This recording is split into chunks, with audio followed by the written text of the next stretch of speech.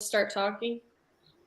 All right. Hi, everyone, and welcome to International Book Day. This is an Access Consciousness live stream event. We're so excited to have you guys here.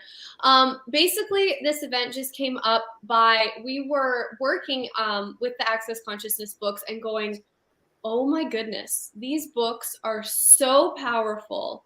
Everybody who was having the conversation was talking about how the books have literally transformed their lives, the tools in them.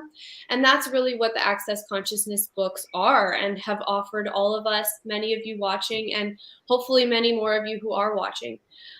So we wanted to have this event to sort of showcase their magic. We have an amazing lineup of speakers today, and I am joined by an amazing co-host, Diva Diaz. So thanks for being here, Diva. Thanks for having me. Thanks for being here, Dain. I am so happy to be here. This is great. Let's do this thing. Yeah. What are we doing?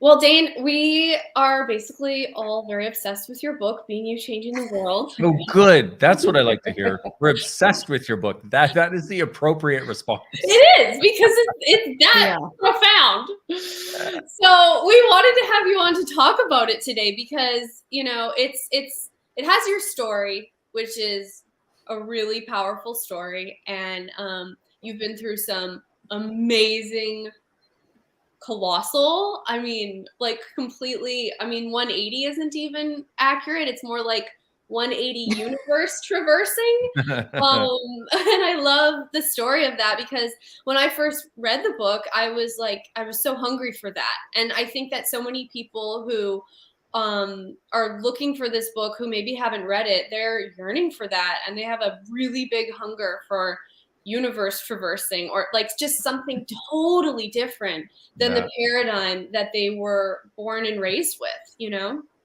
Yeah, and I just lost my camera. Oh. Well, that's not fun. And then he went away. He's traversing other universes. Exactly. Don't worry about it. He's fine. He's fine. Just don't worry. Well, hold on a minute. Let me see if I can create something different here. No problem. And we'll see and how in we the go. meantime, you know, like one of the things that we also wanted to say is, like, I'm sure, like us, many of you guys who are watching this will have tried so many different techniques and things, you know, self-development, different modalities to create like lasting change. And I know that for me, and, you know, obviously for Julia as well, and everybody who's on tonight, it's been so incredible, the change that you can have with the tools of access that truly is permanent change. It's not just feeling better for the 5 minutes that you're reading the book or the 5 minutes that you're using the tool. The change actually just changes everything completely. And for me, that's what really the power of the books is. It's so much more than just feeling better for that moment that you're reading the books. It's actually creating this lasting improvement in your life, which is so rare and so easy. It is so rare. I was thinking about it yesterday, actually, and the tools of access consciousness that are in these books. And I've worked with many people using the tools, and like they're like, psychologists can't get me to this. Like, I've never had a therapist. I've never had a psychologist who was able to speak with such clarity about the issues in my life. And I think that's so exciting, you know? You can't really find that anywhere. So I think it's amazing. Yeah, absolutely. And, you know, at a time when there is so much change going on in the world and so many people have been struggling the last couple of years, you know, and now things are opening up again, how can you have access to a lot more ease in your life without necessarily, you know, like you're saying, Julia, having to go and see a therapist or seek help? But those areas in your life that you know that could be better, there should be something else possible, but you can't quite put your finger on it. It doesn't mean that you know what that thing is, but you're like, oh, this should be easier. You know, Totally. And I'm not knocking like modern psychology. I love psychology, sociology, all those things are super fascinating. And it's just like sometimes it's like it's just what's beyond everything that we've known before, what Yeah. are those adventures that we're looking to go on, and like what are the things that we can heal in a totally different way. Yeah, absolutely. Yeah. So if you are watching, please check out the page for Books That Lead to Greatness. Check out the Access Shop. There are so many books. Today we have a selection of some of them, but honestly, there are so many books. We could have done this for like a week going over everything that's there. So please check it out. There's Dave. Yay! Hey, He's I'm back. again. I could have Welcome just done back. audio with the little black screen, but that's less We fun. want to see you. Exactly. Hello. So, I'm so grateful for what you ladies have both spoken about in that, well, there's so many things. I won't try to address them all, but that idea of going from like the idea of actual transformation that sticks with you, the idea of going from there's a lot of my life that I wish I could have different, but I don't know how to get there, and getting tools to actually get there. But then not only that, but not only stay there, because we can't actually stay someplace, but to go from there, and that becomes your new normal, and then you expand beyond that. And that's what all the books are designed to do.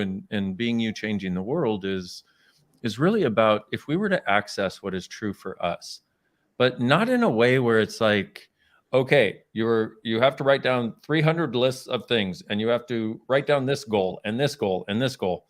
I don't know about you, but I tried goal setting and goal doing, and all I got was more judgment of me, because by the time I set my long-term goal and broke it down into a medium-term goal and broke that into short-term goals and broke that into daily goals and then broke that into 5-minute goals, it was like 15 minutes in, I'd already not accomplished 3 of my goals. And I was then in judgment of myself. And it was like, oh man, there's got to be another way.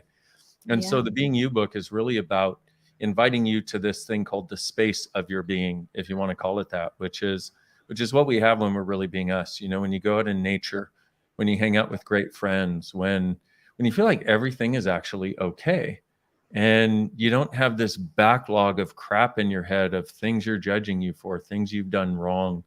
And it walks you on that journey. And it does it in kind of like, hey, here's a little story. Here's an awareness. Here's a tool. Here's a story. Here's a tool. Here's an awareness. Because we tend to really stress out about getting to become us. which is not us being us.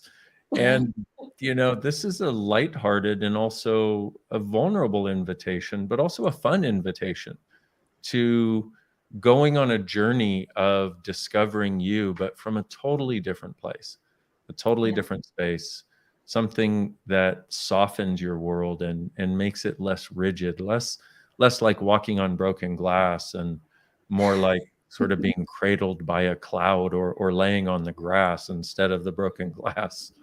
Yeah, which is so different too, because being, I'm sure, maybe other people might have had a similar experience in life. It's not really something that we're taught about. Like you said, it's like set a goal, do all the things, then do more stuff, and then do other things, and then do more stuff on top of that, which has nothing to do with being. So can you talk us through as well, like what kind of inspired you to write the book and invite everyone, I guess, to strengthen this muscle of being? Well, it was something that was continuously presented to me. So 22 years ago, I was at a place where I literally had set a date to end my life. And I came across Access Consciousness, and that all changed. In an hour and 15 minutes, I went from depressed and suicidal to grateful to be alive, and had this sense of, if it feels like this to be alive, I'm in. Started doing Access, and then I met the founder of Access and started being part of co-creating Access, because this felt like breathing to me. It was like the fish finally found water, and I felt like I was out a fish walking on land trying to figure shit out, and I could never do it right. And finally, it was like I had come home. It was like there was a space where I belonged. And I saw all kinds of other people that started realizing there was a space that they could have in which they belonged also. And that space was theirs. It wasn't about access. It's about them having access to what's true for them. And so I also came across an energetic capacity of working with people and their bodies that I call ESB, energetic synthesis of being. And I started facilitating these classes after a few years, and it was so beautiful to see what would show up in class. And I saw people who would go from, I have no idea who I am, I have no idea what's true for me, I'm a people pleaser, I try to do everything for everybody else, I'm still not even good at that, but I try. And they would go from that in 3 days to, whoa, I really have a sense of what's true for me, and it's way different than what I thought it was, but it's way easier for me to be. And so in doing many of these classes over the years, I finally was like, not everybody can get to one of these classes. How can I put this in some form that more people can access in their day-to-day lives? Because there are a lot of people who desire change, but they don't realize how easy it can be. They don't realize it's actually possible. So I took the transcripts of several of these classes and took out the parts that matched in each class, that were common in each class, and had Katarina Wallentin, an amazing co-creator that I work with, and she put them together as the bare bones of a book transcript. And then we went back and forth and added all kinds of things. And lo and behold, we had a book called Being You, Changing the World. And what was interesting was I had tried 4 different people to put these transcripts together in a way that created magic for people, in a way that they would just read it and things would be different, and not think about it, not plan, not work. And everybody else gave me back something that was absolute. It was so not magical. It was like, do this, and being you is this, and do this. Being you is an exploration. And Katarina sent me back the first 25 pages of what she had thought would be a good place to start with this book. And I cried. And I cried from the first page, and I cried more reading through each of those pages. And those are all actually part of the book right now. But it was such a beautiful way of totally non-linearly engaging someone in an energetic experience. And even saying that is too many words. It was a non-linear way of exposing somebody to their own magic. And so she and I together created the book. And it's been such a gift, because what people tell me after reading it, they go, I can't tell you the number of people who have said, I really didn't want to be here anymore, and after reading your book, I'm excited to be alive. And so many other people who said, I realize I'm not alone. I've been the weirdo in my entire family my entire life. I'm not alone. So this, for me, is one of the great gifts of being able to present something like this. It's so beautiful. And like, I mean, when I first read it, it was exactly like you're saying. Like it fed something in me that was so hungry that I didn't even know how hungry it was. And I think I read it in like maybe 1, maybe 2 sittings, like a day. Like you can't stop when you need just that. I guess it's what you were saying earlier, like the non-judgment. Like you created it as this really soft place. Like this place where somebody could come and go, they're in the middle of the desert. There's nothing. They're the black sheep of their family. They've tried all these things. Nothing has worked. They don't know where they fit. They don't know if they'll ever fit. Like, is their life where's their life gonna go? There's no sense of future. And not everybody's like that, but a lot of people are. And then you have this kind voice that comes and says, hey, not only are you not wrong, but we even have tools to show you how to live out this magic. And the effect is not going to be reversed. And it really is. It's about the magic that we are. And that can sound airy-fairy to some people. And I think it sounds airy-fairy to some people because deep down they know there should be more magic, but they have decided if they can get judgment right, if they can get this reality right, if they can get their parents' reality right, then they can make it all work. So don't talk to me about magic until I got all this other shit figured out. But the way it actually works and what you get to walk through in the book is that magic is actually the starting point. And it's the awareness of that and And it's not, oh, I'm magical, I am Harry Potter. No, that's not what I'm talking about. But it sort of is, but it's not. It is, but it isn't. It's more that you begin to get an awareness of what you've always known. You begin to get an awareness and the willingness to be what you've always been that nobody's ever talked about. And you talked about where people have this thing of they've been the black sheep, they've been disenfranchised and all of that. And it's interesting to have so many people who've been in that place say, thank you so much for this book.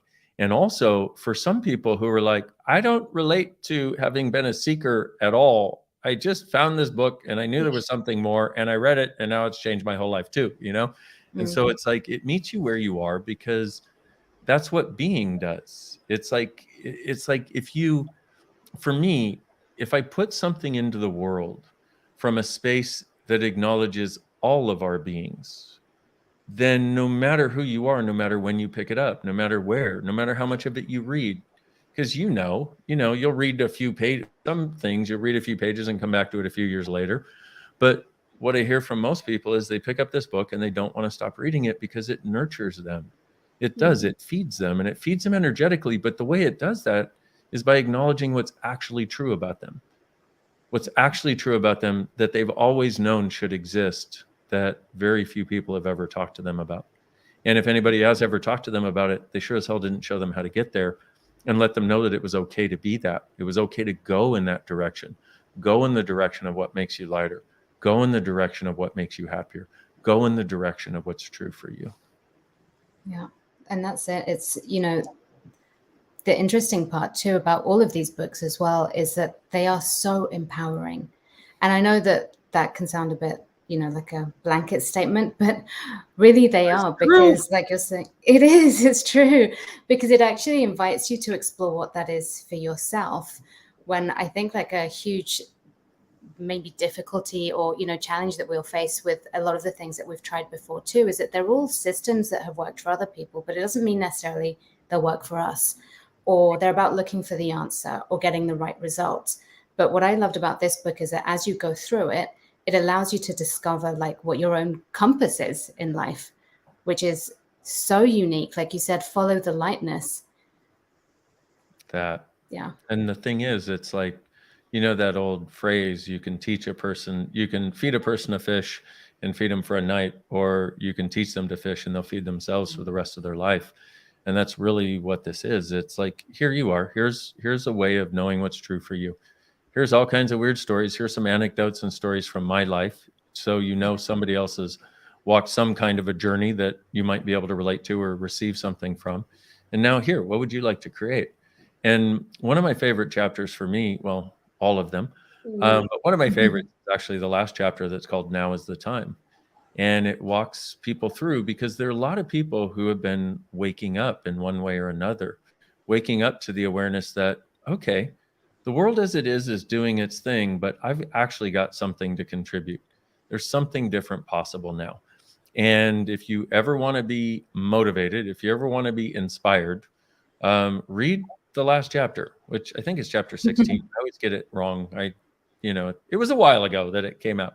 And in it is the acknowledgement of you and us. And now is the time to not have to be whatever we thought we were, to not have to be limited, to not have to be in judgment, to actually get what's true for us and start exploring why we're actually here beyond what we thought. We had a visit from Laura. That was like a visitation from the other side. Absolutely. That was awesome. It's just what happens when you're in the UK. Yeah, totally. I'm like, wow, all of these English accents just coming in, but she didn't even talk. That was awesome. You can hear it.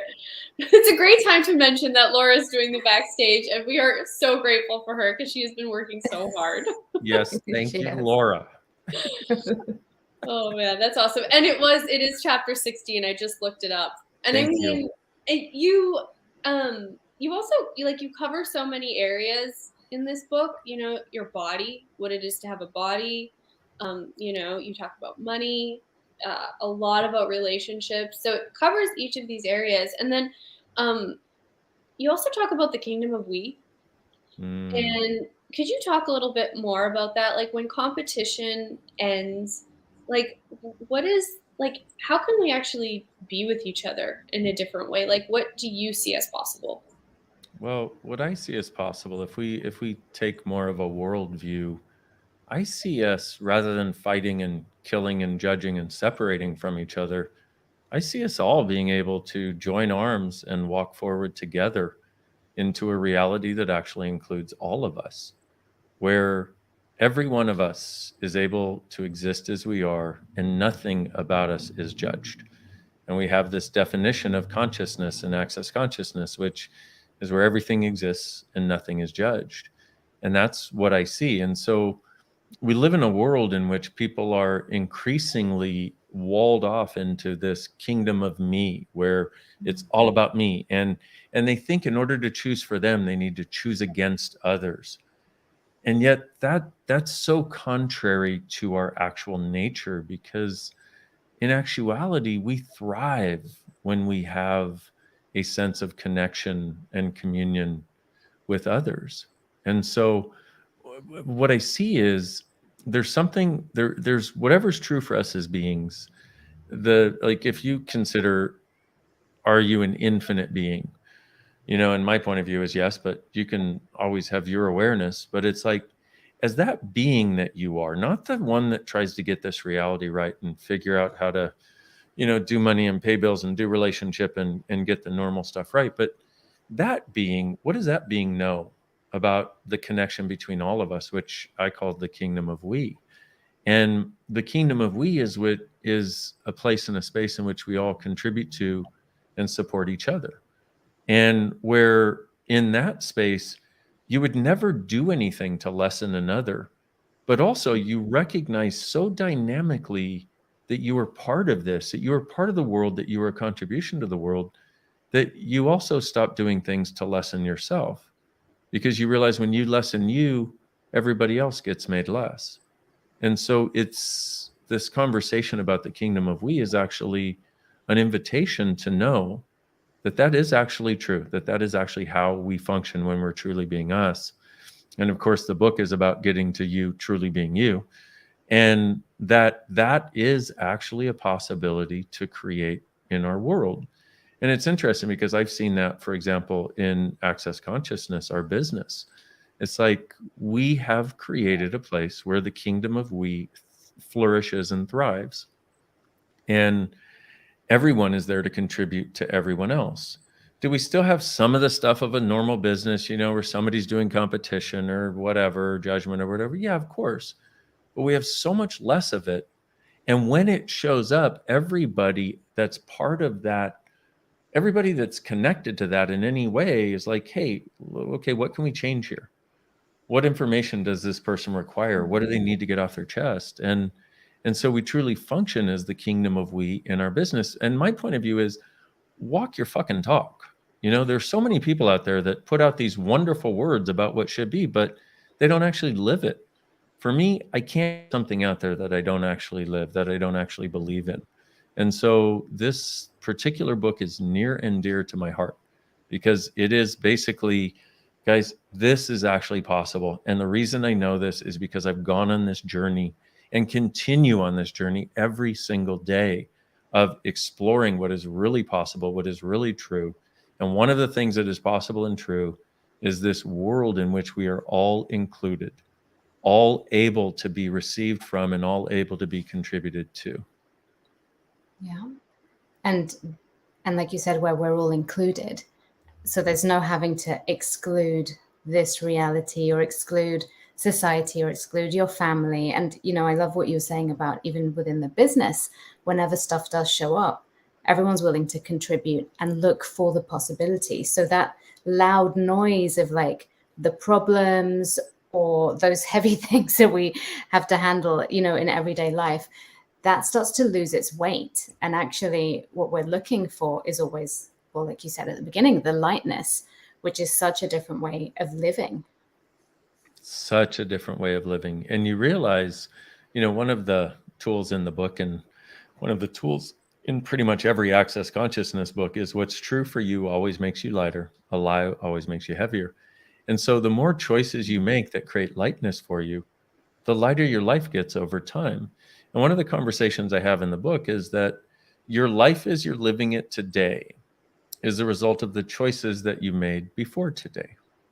So if you'd like your life tomorrow or 6 months from now or in a year to be different, make different choices. In other words, if you'd like to have lightness as your life, if you'd like to wake up with lightness instead of heaviness, start choosing things that make you light when you choose them. Start pondering things in your head, in your world where you're like, ooh, what else could I choose? What would be lighter than what I'm currently choosing? In other words, what would be more true for me? And it starts to become a litmus test. It starts to become a guidepost, I guess, to follow, whether it's light or heavy. And if it's light, it's true for you. If it's heavy, it's not. And you have a different choice available. And this is the other thing that this particular book walks you through in a really beautiful way. It's discussed overtly, but sort of the additive effect of reading the different chapters on sex and bodies and relationship and abuse and happiness and creation and money and choice and you as a being and all these things. What happens is the additive effect of that is the recognition of one thing that is more dynamic than almost anything else. And that is that you have choice. And then the question becomes, if I have choice, what would I truly like to choose? And a great question you can ask is, if I were truly being me, what would I choose? And if I were not ever wrong again for anything I desired, what could I choose? And then see what shows up. Just relaxing and now we're all peaceful and zen. We're all Say that again. You know what it is? I mean, you're teaching people how to choose based on something other than whether it's a right choice or a wrong choice.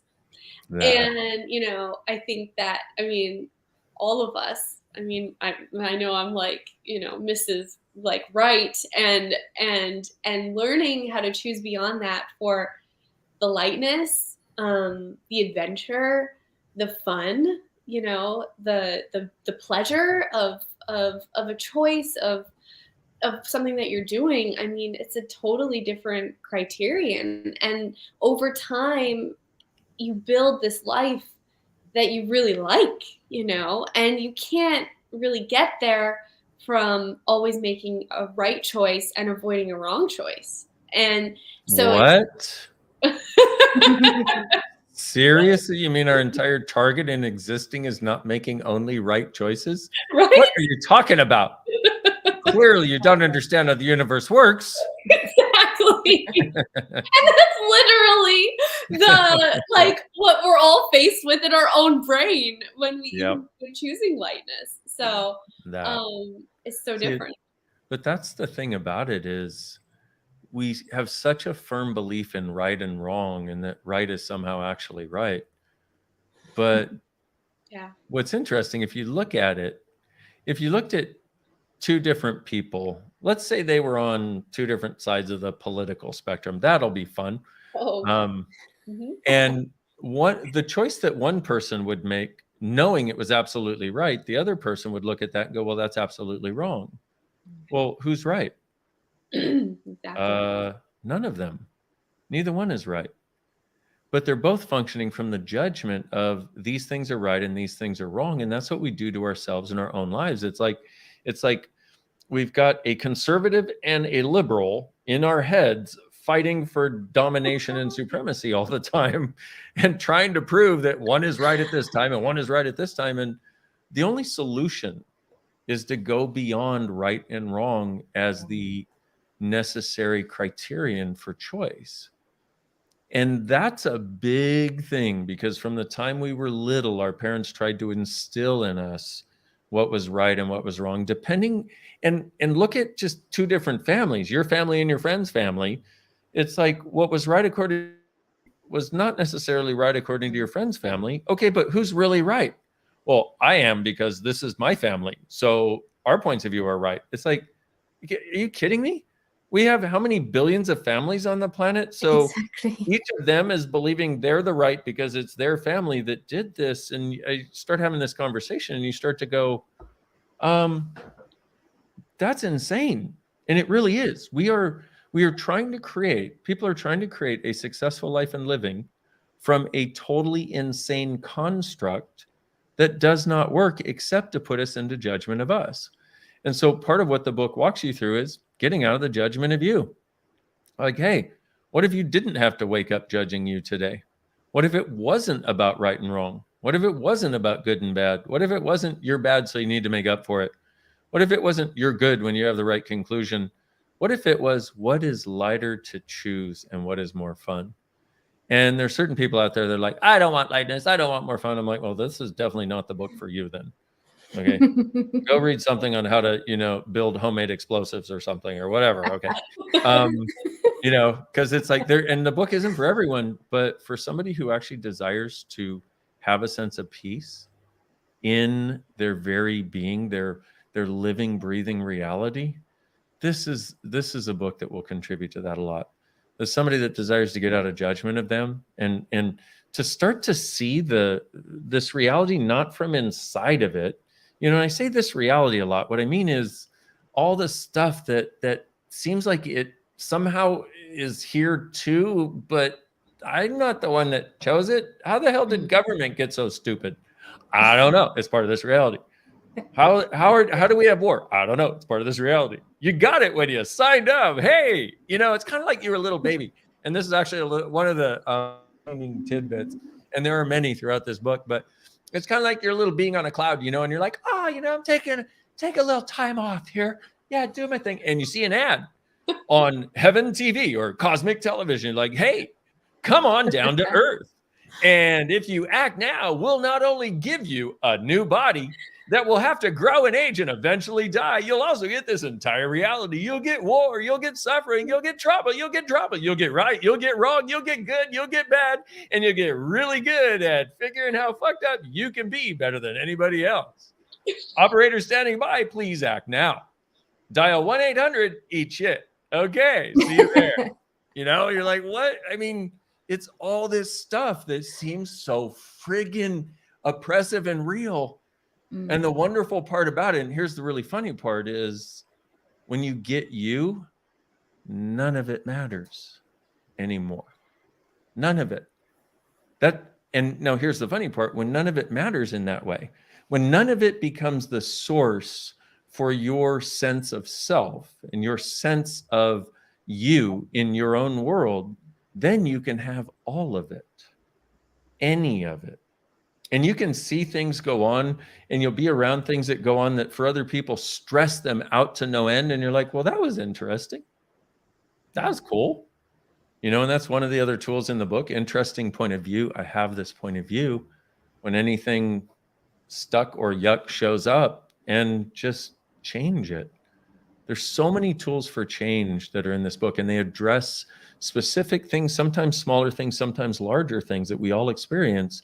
And it's like, oh, and you look back at that situation and you're like, oh, here's a way I can look at that. Oh, I thought I was wrong. Oh, and it walks you through so many of the places where you don't think about it cognitively, but you're still carrying this Santa sack of wrongness with you everywhere you go. And it starts letting that go and emptying it out. And you start liking you. Absolutely. We have these tools. Me too. Wow. It changes everything. Yeah, it really does. And what's interesting is somebody who's, let's say, read the Being You book or actually uses these access consciousness tools or has been to a class or read any of the other amazing books that we have, because they're all amazing. They all, and the reason we started creating the books in the first place many years ago was because we would be wanting to have a conversation in class about a particular topic, and we could talk about it for we could go into it and dive into it for a bit, but we couldn't dive as deeply as we wanted to and talk about as much, because we got all kinds of other things to talk about in the class and cover in the class also. And so we wrote the books as a way of giving people the information and the awareness that they require on these different subjects. And then we realized we would write this book and it'd be like, oh, well, that's a lot of stuff, but we have a lot more stuff to say, you know? So we have a lot of these amazing books, but they really are. It's like, it's designed to, from moment one of you reading it to you finishing it, you become different. And the difference stays with you. The awarenesses stay with you. And if anything, they grow over time, which I think is an acknowledgement of how this actually works. Yeah, definitely. You don't need to suffer through it. You don't need to force yourself into anything. You don't need to do any kind of rituals. Honestly, just reading it, like you said, by the end of it, things are just affecting you less and you have your reality. Oh my God, I just had a great idea. If you really want these books to work, here's what you do. Okay. So first, this should probably be on a Thursday when there is a full moon, preferably in the vernal equinox, and then take off all of your clothes and wrap around your boobies and around your private bits. Hold the book, stand on one foot, and circle to the left, hopping as you read the book. Then it will finally go in. You're welcome. Do you know what? If you told me that 15 years ago, though, I would have done it. Me too. Me too. Luckily, though, with these tools, you don't have to, but I would have. And that really is the point, because we have all done some crazy stuff because somebody said this would work. And yet the whole idea about all of the books is we don't put it in there if it doesn't work on at least 85% of the people. And we use these tools ourselves. And if it doesn't work for us, it doesn't work for other people. It's not in the book. All the stuff in there that's why we put it in the book, is because it actually does work and it's way easier. And one of the things we get sometimes is people saying, it can't work. We're like, why? Because it's too easy. I'm like, have you considered maybe that's the way the universe is supposed to work? Maybe it's actually supposed to be easier, not harder. No, it can't work. It's too easy. I'm like, okay, cool. And then I had this one lady who was like, this cannot work. It is too easy. And she was very intense about it. I was like, okay. She's like, it is not this, and it is not this, and it is not this, meaning I don't have to work this and this and this, and there's no significance to it, and there's no structure, and you just want me to like ask questions and be happy or something. I don't understand. Anyway, she ended up going through cancer. She ended up going through losing her business. She ended up going through losing almost her entire family, like one by one. I was like, oh my goodness. I'm watching this and I'm going, wow, this woman really does not believe in ease. Okay, I get it. I understand. Yep. And what was interesting is she read the Being You book when it was actually when one of her family members she really cared about was going through this major crisis. She read the Being You book, right? And she comes back to me and she's like, I just want you to know that I'm starting to ask for more ease now. And it's starting to show up. And that really kind of freaks me out because I really don't know what to do with it. It's too much energy. And I went, it's too much energy and it's too easily available. And so a few months later, I saw her. She actually came to a class, which amazed me. And I said, how are you? You've been through a roller coaster the last few years. She's like, you know what? She's like, I was trying to make she said, I grew up in a family that struggled more than any other family I knew with everything. I've been trying to make that right my whole life. She said, I think I'm finally at a point where I don't have to anymore. And that darn ease, joy, and glory thing that you talk about, I realize it's actually something I desire, and I'm actually starting to see it show up. I'm not there yet, but I'm getting there. And I want to thank you for not laughing in my face when I told you how hard everything had to be. I'm like, it's okay. I grew up in the same kind of family. Don't you worry. No problem. It's so funny. I think that's one of the other parts of this is all of us who write these books, we're not writing them because I was born perfectly conscious in this area and I am amazing. No, we wrote them because we didn't have awareness, we didn't have the consciousness, and we struggled to get these tools and find out the path that we could go on. And with the Being You book, it was like I lived most of my life before coming to Access trying to be everybody else, trying to make everybody else happy. And so we write these books because we haven't had the ease with being it. So it lets us know how we can show other people who aren't having ease, how they can have a lot more ease getting whatever it is they desire. Yeah. That's so beautiful. That's so funny with that lady, because you can totally relate, because when you're like, when you grow up and everything is sort of like this, and if you go anywhere outside of this at all, everything is going to fall to pieces. It's going to be worse.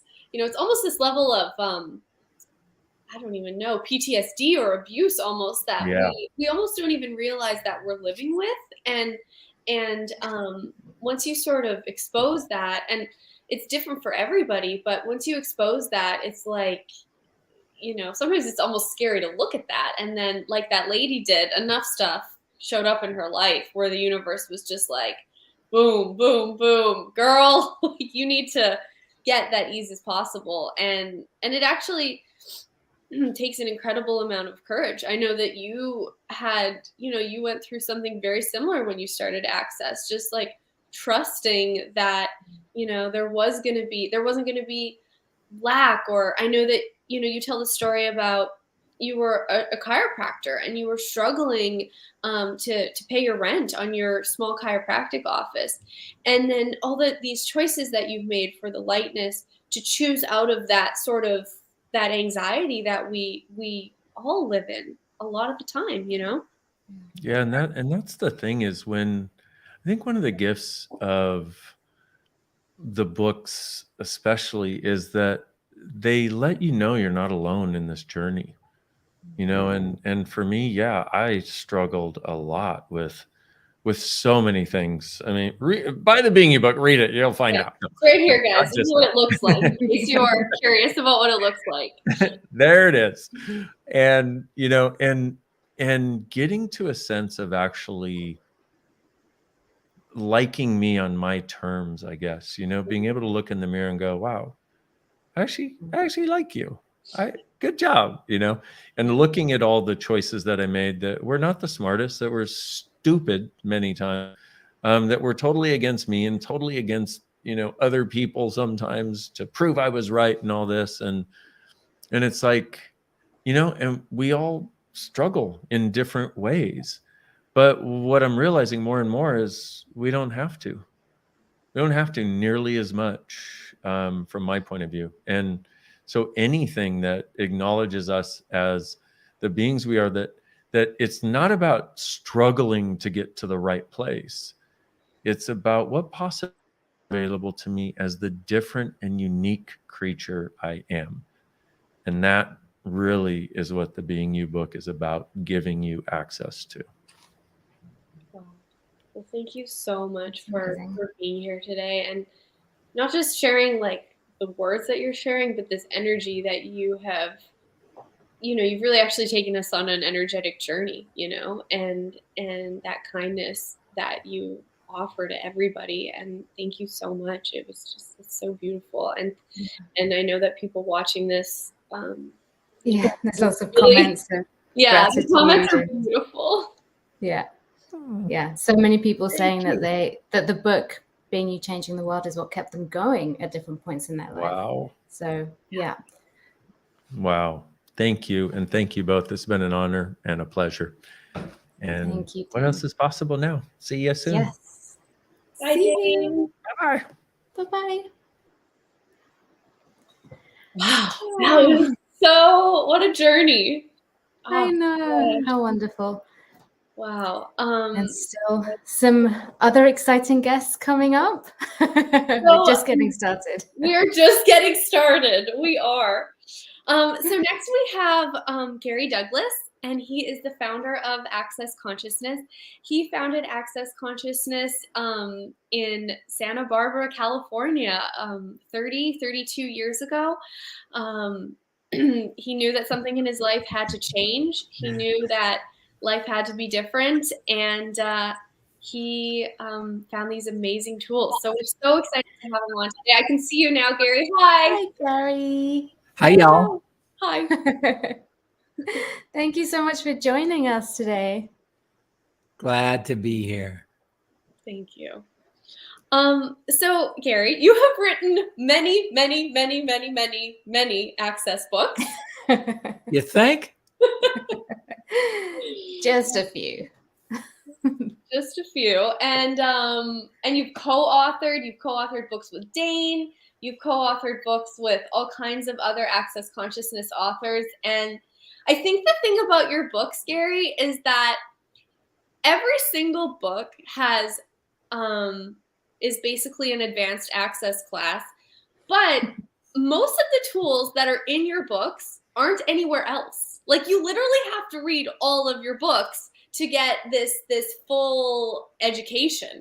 Yeah. And I think it's fascinating because whose work is that far reaching, and that detailed and that humongous, basically colossal. It's just amazing. Thank you. Yeah. So one of the books that has been in the spotlight lately is The Place, which is a novel that you wrote. Most of your books are Access Consciousness books with tools. This is written a little bit differently. It is filled with a different energy, and it is a tool. And it still has tools in it. And it does. There are so many. So could you talk a little bit about that book and writing that book and really what you're trying to offer the world through that book? Well, what I was trying to show the world is that this is the way we could live if we would really apply all the tools and awarenesses of consciousness that exist for us that most of us try to avoid. I don't know why people try to avoid the possibilities of things, but they do. And it's like, and if I knew why, it wouldn't help, because people still wouldn't choose it. They just like to choose unconsciousness more than they do consciousness. And it's like, and I can't change that. And in truth, I don't really want to change people that way. I want people to choose what's going to create the life they'd like to have, so they can have the life they truly like to have, not the one they think they ought to have. Which is two completely different things. The life you truly like to have and the life you think you should be having. Yes. Two different worlds. Two different worlds. And the thing about The Place is all of it is about what kind of magic you're able to create with the magic you can create and from that exists for us if we choose it, but we tend not to choose it. It's not our best choice, but it is one of our choices. Right. Yeah. Well, one of the things that I most love about the book as well is that it does take you on this journey where, like you said, it is filled with tools, even though it's a novel, but it doesn't mean that they're having the easiest time, but it shows you actually how every single step that you take is a choice that can lead you in an entirely different direction, whether it's with groups of people or in nature, by yourself, with your own, self-talk. Your own head, your own self-torture. I love the that we do in our own heads. I just think it's hysterically funny. And that's the one thing I love about the character Jake, who does it all in his head, but he's like butchering himself daily to live in the sense that he can't. And it's just cray. Yeah. Butchering. That's a good word. Yes. We should coin that and use that more. Butchering. Butchering. Well, that's what most people do with everything I say. And that's fine.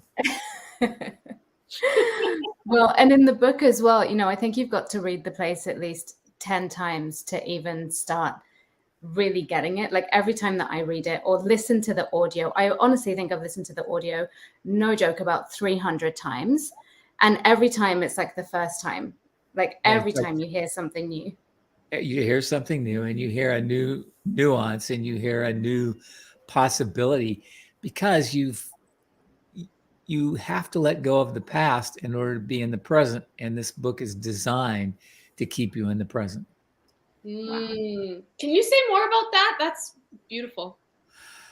Well, the thing is, few of us learn to be in the present. We learn to think about our past. It's like relationships are always good that way. It's like you really want to think about your past, think about a relationship. And then you will go into all the falderall and all the crazy and all the insanity that you had in that relationship and try to figure out why you did it when you knew you shouldn't, why you stayed with it when you knew you should go, why it's like, and the whys become the thing that drives you in circles. So you come back at the same place again and again. But the place is designed not to allow you to stay in the same place. It's designed to get you to work to a different possibility. Wow. Right. Which is so magic, because if we can achieve that from reading the book, then we can achieve it in every area of our life. We're just not choosing it. Darn, don't tell them that. People might actually read it for a change. Now, it's like I have one paragraph that describes Uncle Jed, one of the main characters in it. And Uncle Jed has lived for hundreds of years, and he's functioned from a totally different place his whole life. And he knows he has to do that. And he, it's like he fell in love. He did all the right things. He had children. He had, relations. He had all kinds of stuff. But he had this place where he also knew that he had to have a different reality. And Uncle Jed is a complex character. And I wrote one paragraph that describes his whole life. Wow. And the editor said, you should really, fill this out. This could be a whole chapter just on this one guy. I said, no, I want this to be where some people have to read it 10 times to get the character. Because if they have to read it 10 times, they're going to get more and more present in their own life as they look at what is actually possible and what this means and how this creates and how this functions and how it creates your future by your point of view.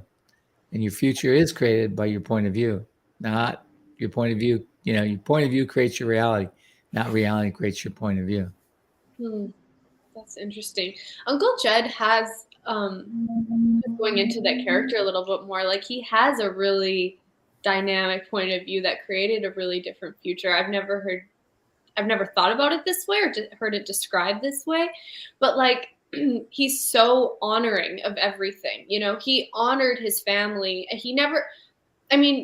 He chose to honor his family, and he chose to honor even the people that he did business dealings with. Like he would give people things and make deals and sell things for less than what he should have sold for, but somehow he always made money. He always created more. Yes, because that's really the way it works. And business, one of the things we've been talking about recently, and Simone may talk about it, is the ecosystem of business. Yeah.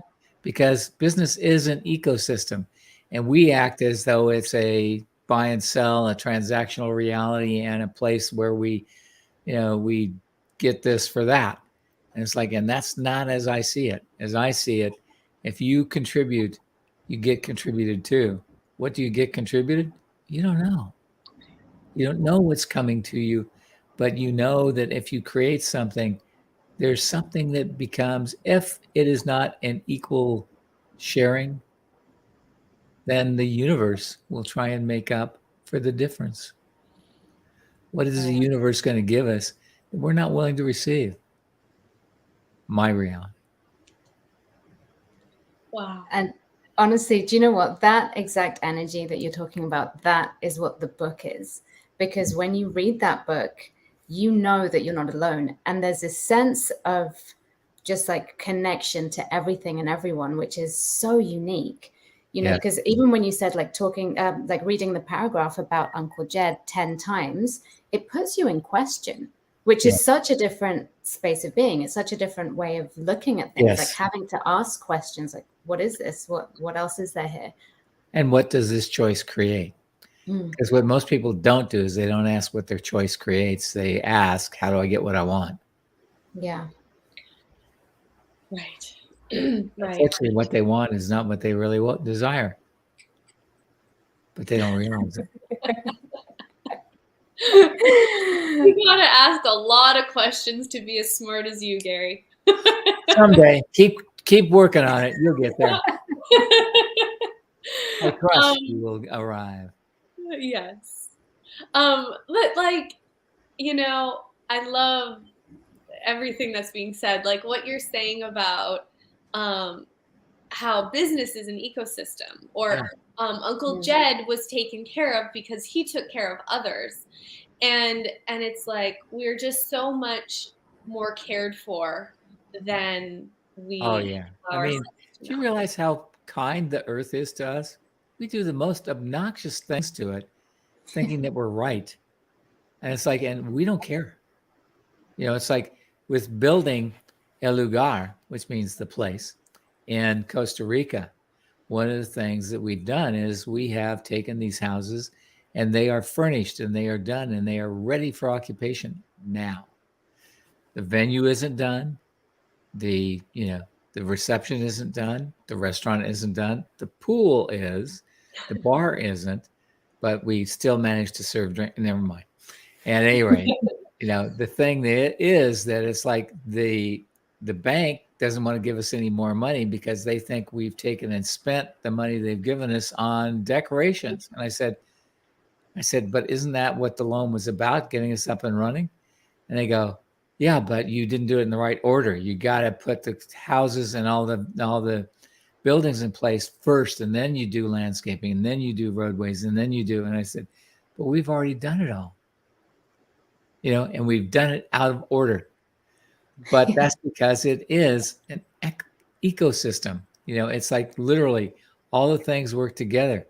And right now, the bushes and the trees are all growing magnificently to help us be what we have as a finished product. And I think it's just miraculous and wonderful. And so do some of the people that have come. I mean, we've had people who came and stayed there that were like working with us, and like the lady who's with Centeno, which is she's an attorney for them, and she represents their interest to make sure we don't destroy the ecology of the place. And it's like when we started, I said, there will be no trees cut in this place. She goes, what? I said, yeah, no cutting.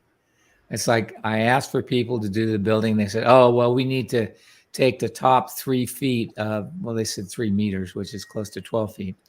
They wanted to take the top 12 feet of the land off so we could be down at bedrock, so we could put in cement foundations. And I said, we're not doing that. Well, it's more expensive. I said, how can it be more expensive than what it costs to take that topsoil off of this land? This land is designed to be a beautiful place. Let's make it a beautiful place. Let's not destroy it to create. And they just thought I was nuts. I said, and I want this place to look like it's been here for 100 years, and I want it to last 100 years. Oh, we don't do that in Costa Rica. I said, well, I do. And I'm the biggest horse in town, and I'm here for consciousness. I'm old, I'm feeble, and I got my shit kickers on, and I own a gun. That's so awesome. I mean, it's just, you started planting, I mean, as soon as the day you acquired that land and could get on it, you started planting trees and plants and started all these things to create that future. And they're maturing. Yes, but you see, it's like the thing that the book, the place, indicates is how you create a future, not how you live to catch up to your future, but how you actually plant a future that allows things to grow and expand. Oh, different world. Yeah. Different world from my perspective. Truly. Yeah. And it's so inspiring. It really is. That's how you live, Gary. And so it's incredible to actually have that and have access to that in a book. Yes. Well, it's like I was hoping it would inspire people to be willing to live like that so that they could achieve it, because I know they can. Yeah. And it's like, and it's sad to me when people choose not to. Why would you choose to make your life as miserable as you can when you could make it as beautiful as it can be? Choose the beauty, not the stupidity. Thank you for coming on today. We're so Thank grateful. you so much. Glad to do it. Go out and read the play so it changes your life. And if it doesn't, you don't deserve it anyway, so it's fine. Exactly. And actually, this is actually a coincidence, but maybe not. They decided to put Gary's team decided to put the place on sale, the ebook, for only $3, $2.99. And so anyways, it happened to be close to today, so we could announce it today. So if you'd like to get it, there you go. It's basically free. Exactly. Yeah, it is basically free because that's, and it's worth way more than $3.99. So yeah. Well, y'all have a good time. You have a good life, and come to the place sometime where all things are possible. Thanks, Carols. Love you both. Thank you, Gary. So love you. Thank you. Bye, guys. Bye, Gary. Bye. Wow. Oh, now I just want to go and play my audio of the place again for the 301 time. Exactly. So even if you guys are watching this and you're like, I don't have time for books, or whatever the thing is, all of these books, or at least most of them, they're available on audio as well. So you can be driving, you can be walking to work, you can be, picking your kids up from school, and you can still have access to them. Yeah. It's a beautiful way. And easy. Gary actually, not all authors read their own audiobooks. But for Dain's Being You book, Dain read the audiobook, and for Gary's book, The Place, Gary he read the book for the audiobook. So it's really beautiful to hear his voice and get that energy. And Gary and his team have also they're working with a Hollywood producer, the same guy who produced Cowboys and Aliens, and what's the other movie? I forget. I want to say Men in Black, but I don't know if I'm inventing that. Something like that. Black.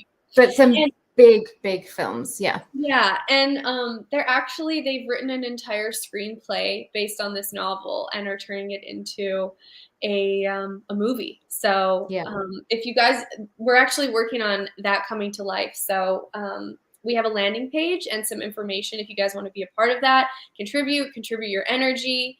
That'll be in the comments. So now it's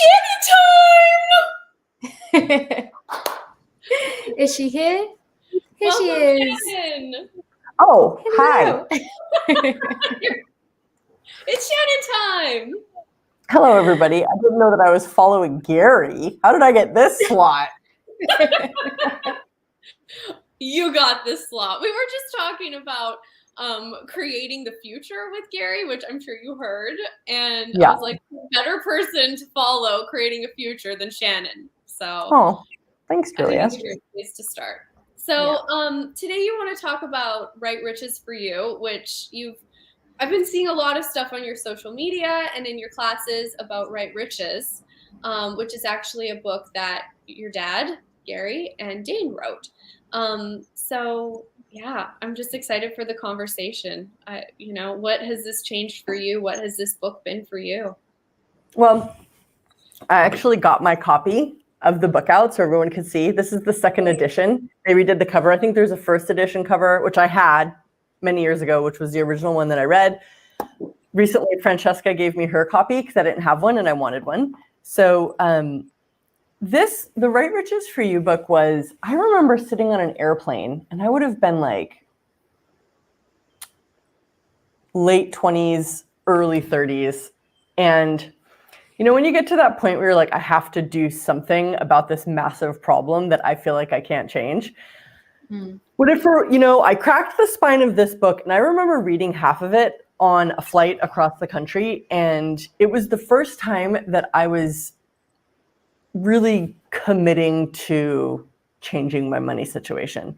And the tools and the sort of like the different ways of looking at money that are presented in this Right Riches book are really, for me, the genesis of turning me towards, frankly, a very financially productive life in ways that I couldn't have imagined. When I was reading this book initially, I remember sitting in economy. I think I was sitting in a middle seat between two strangers, like just reading this book, just being like, okay, I have to do something because I'm deeply in debt and deeply in financial pain. And it's like my dad probably told me to read this book like 15 times, and like finally I did. And those books that you have those memories of reading, and there was just that moment while reading that book that just something lit up. Even if it's fiction books, it's that whatever that light is that a book can give. This was the first light at the end of a very long and difficult tunnel that money had been for me. And I really credit the Right Rich is For You book, and really the financial body of work that Gary has created and Dain has contributed to. I really credit the Right Rich is For You book with, frankly, changing my life in probably one of the most dynamic ways, which is interesting because Access Consciousness Publishing publishes so many life-changing books. I'm even an Access Consciousness published author, but I chose not to talk about my books. I wanted to talk about the Right Rich is For You book because it had such had such a palpable dynamic impact and influence on my entire life. Yeah. Well, and it's been so interesting. And for me, like we've known each other for a while, and to see you through that journey and really see someone who has like walked their talk. Dain was talking about like walk your talk, people. Like if you're going to write about something, like really be walking that in your life. And I've seen you do that, and it's inspirational to no end. So I wanted to ask you as well, like what, because you talk about that moment where you kind of got lit up on the plane and you're reading the book. What were like one of the choices that you made, or something that the book invited you to? Because so much of the work that is around money is about how it's actually not money that's the problem. Like it's something else. Like what was that for you? A couple of things. One that was like literally doing with money. So I think a very palpable, actionable step that everyone can take. And then other parts that were far more psychological. The real palpable step for me was so this book starts, the Right Rich is For You book starts out talking about basically like the ways in which we limit ourselves financially and sort of our insanity around money. And then the second half of the book is the tools for generating wealth, essentially. And in the tools for generating wealth, he talks about the 10%. So it's putting away 10% of every dollar, euro, yen, peso, whatever you earn. And that's a honoring. And I went on to learn that that's not actually unique to the Right Rich is For You book. There's a book called The Richest Man in Babylon that also talks about that financial practice of putting away 10%. And then I went further on to learn that it occurs a lot in the Hebrew community, and it's called, it's called tithing. And I think Gary refers to it as tithing also in the Right Riches book, but tithe is actually the Hebrew word for 10. So it's putting away 10%. It's this very frankly ancient practice of essentially dedicating 10% of your income to something. And obviously it can be tithed to a charitable foundation or donations or supporting others or supporting the community. And in the Right Rich is For You book, what I got to see was that the 10% was actually like a place where I got to start investing in myself, like paying me first, instead of, okay, I got this bit of money in, where are the bills I can pay? Where can I now spend this money? It actually completely shifted my whole mentality around, first I pay. First I invest in me. I get to have the first chunk of this money. And then the rest goes towards, bills, creation, whatever, fun. And there's this magic that occurs in this 10% thing that I think most people really don't get. And really, you have to be very committed to get to the magic, because it seems insane to most people to put 10% away of your entire income just for you to have. You're not even putting 10% away. You're not supposed to be putting it away to spend it eventually. It's literally it's not saving, Yeah. You're not saving it. It's an honoring account. It's money that's literally there to keep you company for the duration of your lifetime, which for most people, it doesn't make sense because to most people, money is for spending, not for cultivating. So the 10% is this really magical thing because each and every one of us has a magic number and it's unique to all of us, but we have a number that when we reach that amount of money in our honoring account, all of a sudden it alters our entire energetic flow with money. And instead of money being a need or a desperation or a difficulty, we start becoming this invitation. And everything starts coming with ease, including money, and a lot of the stress and strain around money totally goes away. And that's this 10% thing, which is this very practical thing that all of us can choose if we will choose it. And if you can stick with it long enough without spending your 10%, because that's what most people, where they lose the momentum. If you can stick with it long enough to get to your magic number, it will absolutely transform your financial experience in life. So that was a really big part of, I finally was like, okay, I need to do this, you know? Wow. So that was that, you know, and then the, there's a lot of talk about receiving in the book, which I feel like is like this weird free magic gift that no one understands, but it's like the most powerful, it's like the most powerful ability. And so it's like Gary has been coined and saying like a million times, like, you don't have a money problem, you have a receiving problem.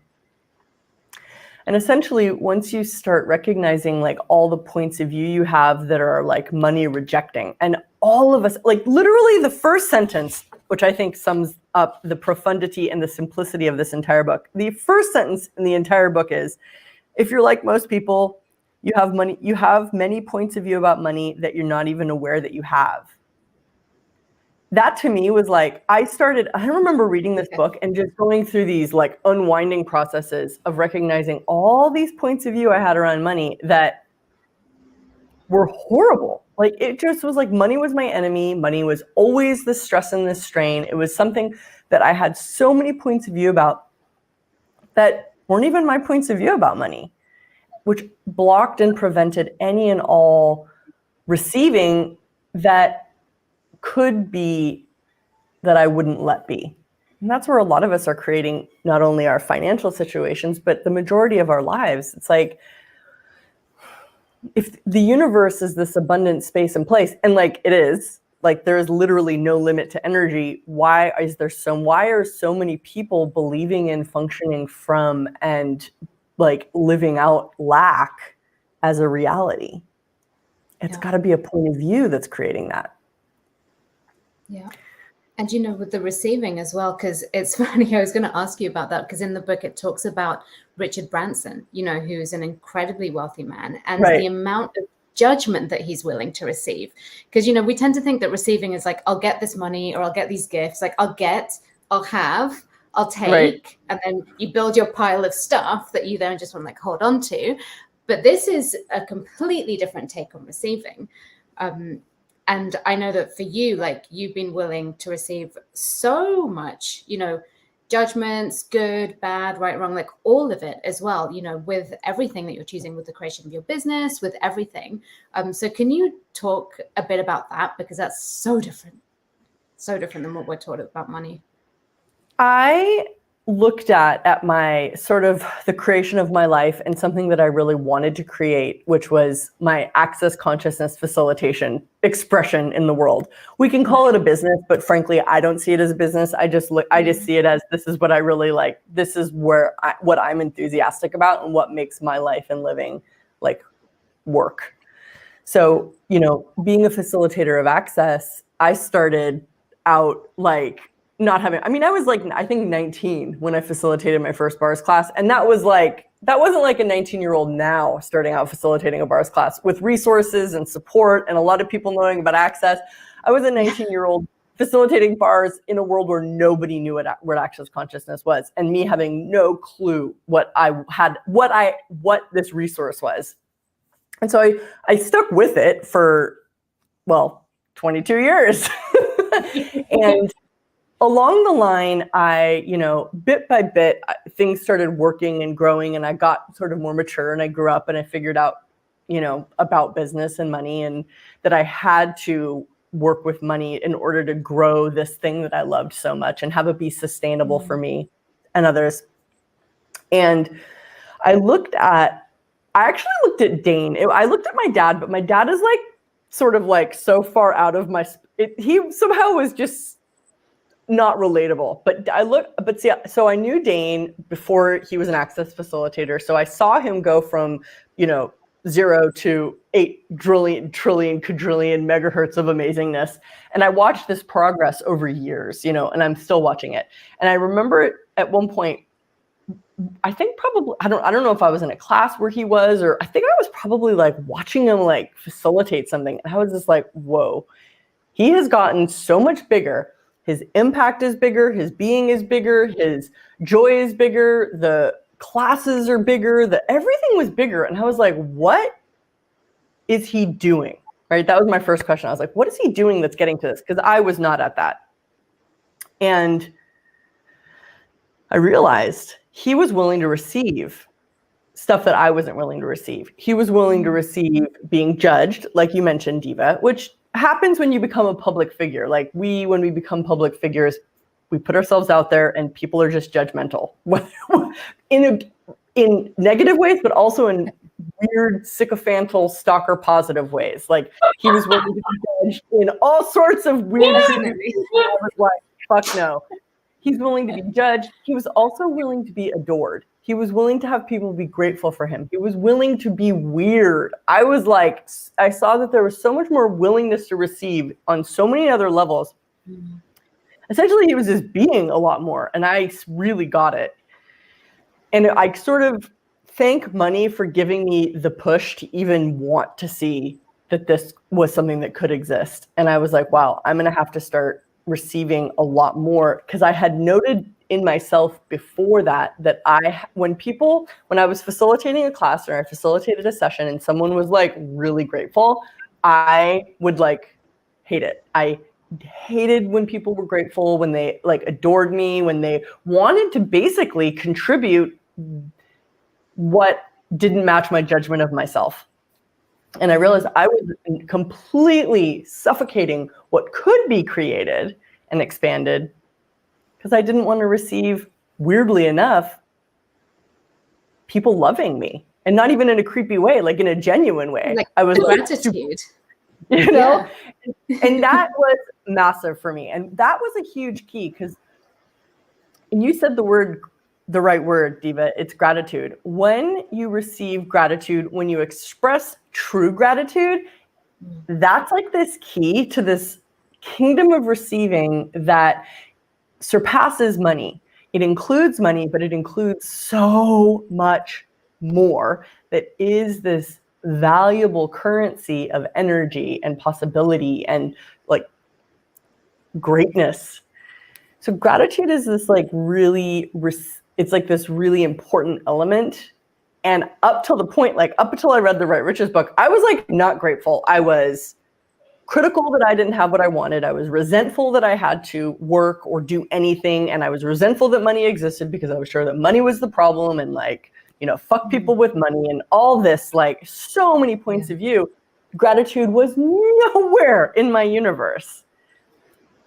And so that was the beginning of starting a level of receiving that to me is very practical, because without receiving, consciousness really cannot thrive, survive, and exist. So the book really accesses a lot more consciousness. And frankly, wherever you are money-wise, you're there because of your point of view and because of your consciousness. Shift your point of view and all the reality around you changes. That's how amazing these tools are. That was just like everything you need to know about receiving and money in 20 minutes with Shannon O'Hara. Oh, there's a lot more to know. Trust me, that's almost like the small thing above the iceberg. That was just wow. Holy crap. Well, in the sorry, go ahead. No, go ahead. Well, I was just going to say, because, you know, you saying that you mentioned several times that it's your point of view about this stuff, you know, and the point of view that you had. And I think something that is so rife in the world is that we think that like our points of view are just put on us and we have no choice in them. Yeah. It's like, this is just what's in my head, so I have no choice about it. Where actually what you're talking about is choosing a different point of view, one that actually works for you. As simple as changing the point of view of I can't afford this, or that's too expensive, to, okay, well, where is the money? What would it take to afford this? Like, even those simple changes have radical ramifications. And what I love about playing with the tools of access in relationship to money is that you can like really see it working with money. Like, there's a lot of stuff where you could be changing. I love it when the choices that we make impact physical reality. That's like something that I'm really excited, that I get super excited about. Yes. Yeah. Because frankly, that's what's so amazing about the Access like library of books and box of tools is we literally have every topic dealt with and covered that exists for people on Earth. Yeah. And one of the ones I'm particularly interested in is money, which is super weird for someone who spent so much of her life being a super righteous hippie and hating money. You know, money has become a great friend and a great ally in the enthusiasm for living. And I couldn't have gotten there without the tools in the Right Riches books and in the Right Riches classes and in the financial body of work, essentially, that exists within Access, which is huge.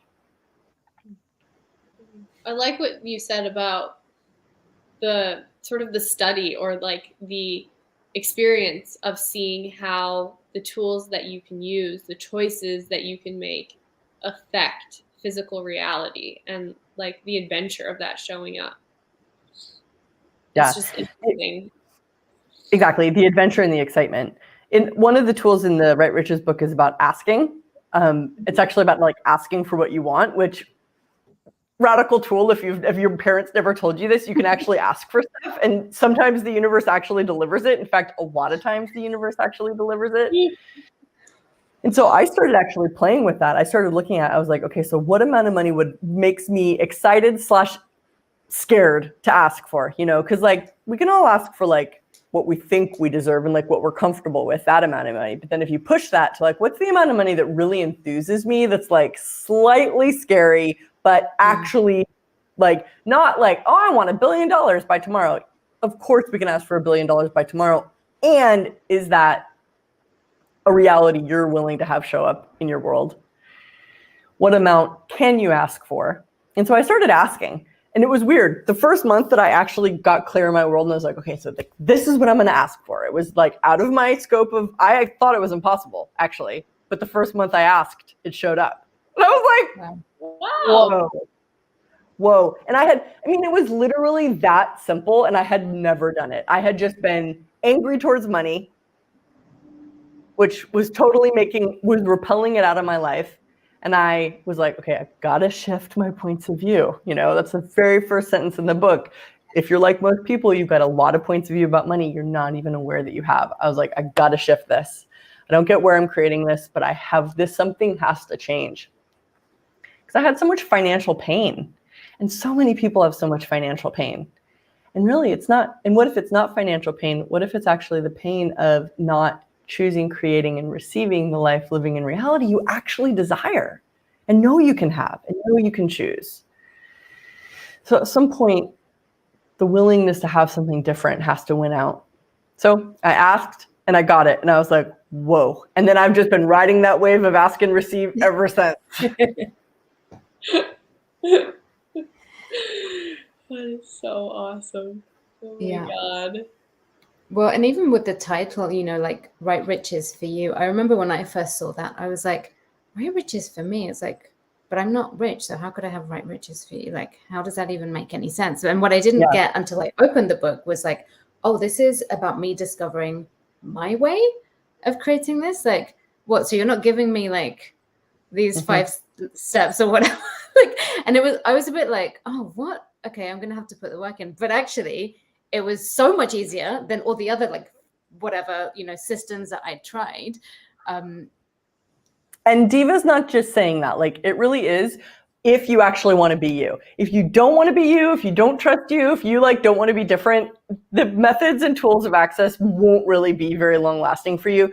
And really the whole thing about right riches for you and the whole right classes and access, there's right body for you, right riches for you, right recovery for you. It's basically the point of view of there is something that's right for you that might not be right for everybody else. If you're different, are you wrong? Or is there a right way for you? Yeah. And that's what I also, Diva, it's like really, the degree of enthusiasm and joy that I get to have for being different. Because the thing that really messed me up was I'm so different than everybody else. And I couldn't really do money like everybody else. And that's why I mostly hated it. Like I couldn't get my head around doing it. Even when I listen to people talk about money now in the normal world, I'm like, gross. Because so much, everybody has a point of view, but so few people are actually capable with money. But when you start being grateful, your capability with receiving increases dynamically. And that's true. Whoever talks about that with money? Yeah. No one. And no one even tells you that you might have your own unique way that works. That's the thing. Let alone empower you to keep. Yeah, exactly. Let alone keep empowering you to choose it without giving you their point of view, which is what I'm really grateful for Gary for. And he's never made me be normal. He's always encouraged and supported my difference. And that's really worked. Look where I am now today. If you guys don't know where I am today, I'm in a really amazing space and place. Yeah, absolutely. And it keeps growing and it keeps expanding, which I think is the exciting thing about all of the access consciousness tools, books, classes, audios, everything. There is no end, because really there's no end to what we're capable of. Yeah, exactly. And now what else is possible? Yes. That's so truly. Awesome. Before you go, Shannon, I'm just thinking about something that I've heard you say a few times about how when you realize that you could use money to create greater in the world, that was another time when you really got on board with having more, buying a rainforest.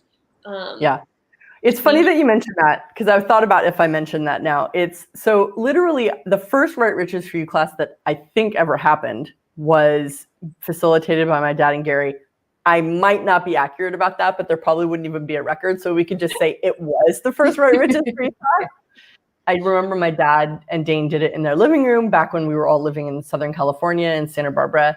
And, I remember sitting there on the floor of my dad's class and he's facilitating this stuff. And I'm like, bullshit, bullshit, bullshit. And he's like, well, what if money could actually be used to for something that worked for you? And I was like what? He was like, what if you could buy a rainforest and preserve it? And I was like, whoa. He totally spoke my language. Before that day, I had only seen money as something that created huge amounts of stress and damage and upset in people's lives. And it was I went, holy, he's right.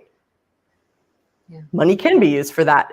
And I am happy to say that I'm about 2 months away from making my first large investment in reforestation and land management. And this is a very exciting, I've really been working for all these years to be able to bring back the magical trees that all of us, or many of us, used to worship, that have been devalued on this planet. And it is something that I value most on this earth. And it is something that I am so grateful to be able to contribute to with all of my magic dollars. I love that so much. That energy is and it's one of those things where you go, okay, that's worth it. That. Because otherwise, Well, for me, I definitely have to have an enthusiasm, and there's only so much stuff you could buy. It's really just not the thing is money isn't actually real. So after a point, you're just sort of okay, I bought all the nice stuff. I've got all the best in life. Now what? Well, what really enthuses you? And what really enthuses me is it feels so inadequate to say it. And every time I say it, I feel like it's such a such a silliness to say, but to me, the trees are what actually really matters. It really matters. And to know that for me is I've got my target, I've got my aim, and I know why I'm choosing to have what is rich for me in the world. Yeah. That's amazing. Thank you. Thank you so much for contributing that point of view and possibility. And thank you guys for doing this. And thank you everyone who's tuning in for this International Book Day. Like, how awesome is this? How fun is this? And, you know, I know that we all grow when you choose more for you too. Yeah, absolutely. Thank you so much. Thank you, ladies. Thank you. So Thank grateful. you. Oh, so remember to check out the books online, you guys. They're all there. The books, the audiobooks, the ebooks, all versions of the book. Go and check them out. Listen in your car. Exactly. You can listen here. You can listen far. You can listen on a train. You can listen when you're eating grain. There's many ways to do the access books. Exactly. That bowl of grain every day, you know. That's my me time, my book time. Oh my God, that's awesome. Awesome. Well, our next guest is Simone Milasas. Simone is traveling today. She has just finished facilitating at Castillo de Castel Borgone in Italy and had to travel today. So Diva and I pre-recorded her section yesterday, and it was phenomenal. A totally different story, a totally different way of using the access tool. She speaks about joy of business. So I'm so excited for you guys to see it. And we're going to air that right now. So sit back, relax, and welcome to the next section with Diva and I with Simone Milasas. All right. Welcome, Simone Milasas, to Books That Lead to Greatness. We're so excited to have you on today. Thanks for being here. Thank you for having me.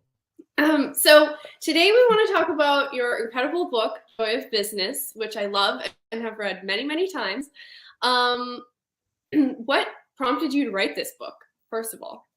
I'm going to say Gary Douglas, the founder of Access Consciousness, prompted me to write it. And so short story is years ago, I was talking to him in Australia about something and about a choice that someone was making in business. And I turned around to him and I said, I don't get it. And he said, what don't you get? And I said, why are they choosing that? Like, it's not joyful and it's business. And he looked at me and he went, what are you talking about?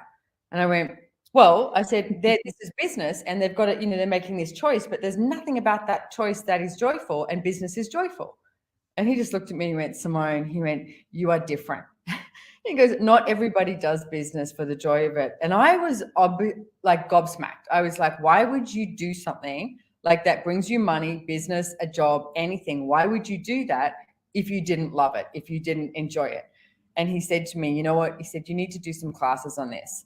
So I started to do some classes, and truthfully, I didn't really like doing the classes. I was a little bored because I was on stage and talking about this and, small groups, like 10, 15 people, and talking about it. And in my world, I was like, well, this is a waste of time. I could be actually creating business rather than just talking about it, And then a whole lot of people would come up to me and just go, oh my God, this was amazing. Like, the tools that you spoke about was everything that my business and myself have been, asking for, but I didn't know where to look.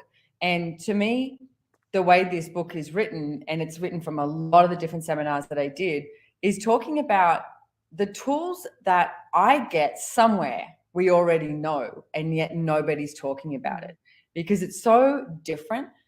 And business, according to this reality, has so many rules and regulations and agendas. And to me, joy of business is like this playground of possibilities where you get to create something and actualize it, and have it show up and be it really malleable. You can change it all the time and create something that you would like in the world. And for me, I always wanted to create a change in the world. Like, was not sure how I was going to do that. Like, can I just go up and shake people by the shoulders and say, don't you get it? There's got to be something else. And when I found Access Consciousness, I was like, oh my goodness, these are the tools that I've been looking for my entire life. So yeah, so put them into the book, Joy Business, and there we go. It's now translated, I think, into 16 different languages, and we're working at getting in lots of different audio as well in different languages, and it's been hugely successful, and I'm really grateful for it. I know there's a lot of people who are really grateful for it. Yep. I am definitely one of them. So at the beginning of the book, you talk about your journey through India, which I just love. And because you were like, this young Australian kid, and you went to like dangerous parts of India, apparently, that you didn't even know were dangerous until like later on. And like you had such an adventure, and like, but everything was fine because like your point of view was just like, I'm gonna go out and create. And you did go out and create and started this business. Yeah, look, I mean, it's interesting when Indian people read the book and they go, where did you go? And so one of the main places I went to was in Delhi, New Delhi, called Paharganj. And anyone who's been to India, like, and Indians are like, I wouldn't go to Paharganj. And I'm like, okay, that's where I went. And I literally listened to the whispers. Like, I used to call it the vibe, which now I would go, it's your awareness and following the energy. So I would listen to different things that I heard, and I go, I'll go check that out. I'll go check that out. I'll go check that out. And there's this main street, which I would love to go back to, and I will next time I go to Delhi. I'll take a bunch of Indians there and surprise them. And it's Paharganj, and it's this one main street, and there's just supplier after supplier of all these different things, of like bedspreads and, textiles, etc. And I started going there and talking to people. But I learned so much by what you say is, because I never really looked at it as dangerous. I looked at it as there would be moments that I was like, this is feeling a little dodgy. I need to, maybe make a move and get out of here, or, things like I would get idiot. I'd get a taxi from when you arrived at New Delhi airport. Instead of going out where you go to get taxis, I would go to the arrival section because you could quite often get a taxi cheaper. I would go there, but it's also 2 a.m. in the morning. And it's like, Simone, maybe not your brightest choice, And at one situation I ended up in, I was just like, oh my goodness, but I had to use all my energy. And I remember yelling at this guy, just going, you get me back in this car and you drive me down, here, and noticing the energy that I had to be in order to get stuff done. And I learned so much about doing business at that time too, because I had importing, exporting, and I was going to India, Nepal, and in Nepal I was working with Tibetan refugees and the Nepalese farming women, and also going to Thailand and India. And I noticed really quickly you had to be a different energy to create what it is that you desired, like right. With business. So what happened in the taxi that night? Well, my inquiring minds want to know. Okay, you got out of the car, like what? Well, I knew the way to where I was going, even though it was like about 45, minute drive. I knew the way. I'd done it so many times. And he took this other turn, and I was like, where are we going? And he said, oh, my car is not working properly. You have to swap over to another taxi. And I was like, okay, because that's pretty usual. But the energy, I was like, oh, what am I doing here? It's trying to be really like, I've got my shit together. And then he drew into this car park that was filled with taxis and Indian men. Like by this stage, it's like 2:30 a.m. in the morning. And he was like, you've got to get all your stuff out, and we're going to find somewhere else. And I just knew that it wasn't correct. And so he started to get it out, and he was like, oh, I have this friend that blah, blah, blah. And I was like, this is about to get really bad. Like every molecule in my body was just like, I don't know what's going to happen, if I'm going to die, get raped, get, everything stolen from. So I just went, and I was just like, you keep my stuff in that car, you get in that car, and it's like, we drive to Paharganj now. And he looked at me, and I was like, now, like, and had this energy, and he did it. The car was fine, and we got there. But I know that if I wasn't that energy, just something would have happened. Totally. That's so cool. And I think that's actually one of my favorite things about the book as well.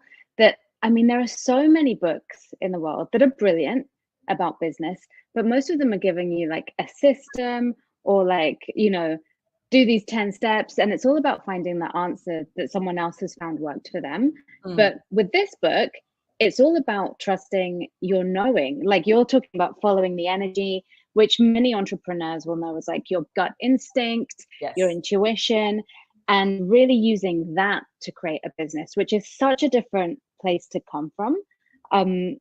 Yeah, I'm personally so grateful for that. But can you talk a little bit more about how you actually started to trust that even more in some of the tools that you used? Yeah. Well, I mean, and like I said, this is before Access Consciousness. So when I came across Access Consciousness, I was like, oh my goodness, this is everything that I sort of know and don't know, but nobody's spoken about it.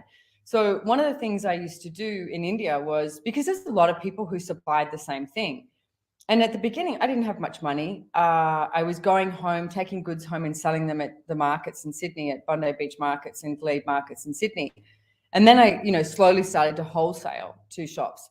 And so I had to create a relationship with them and I had to engage. So I would shoot the breeze, drink numerous cups of, chai tea, every day to have this engagement and do what was required.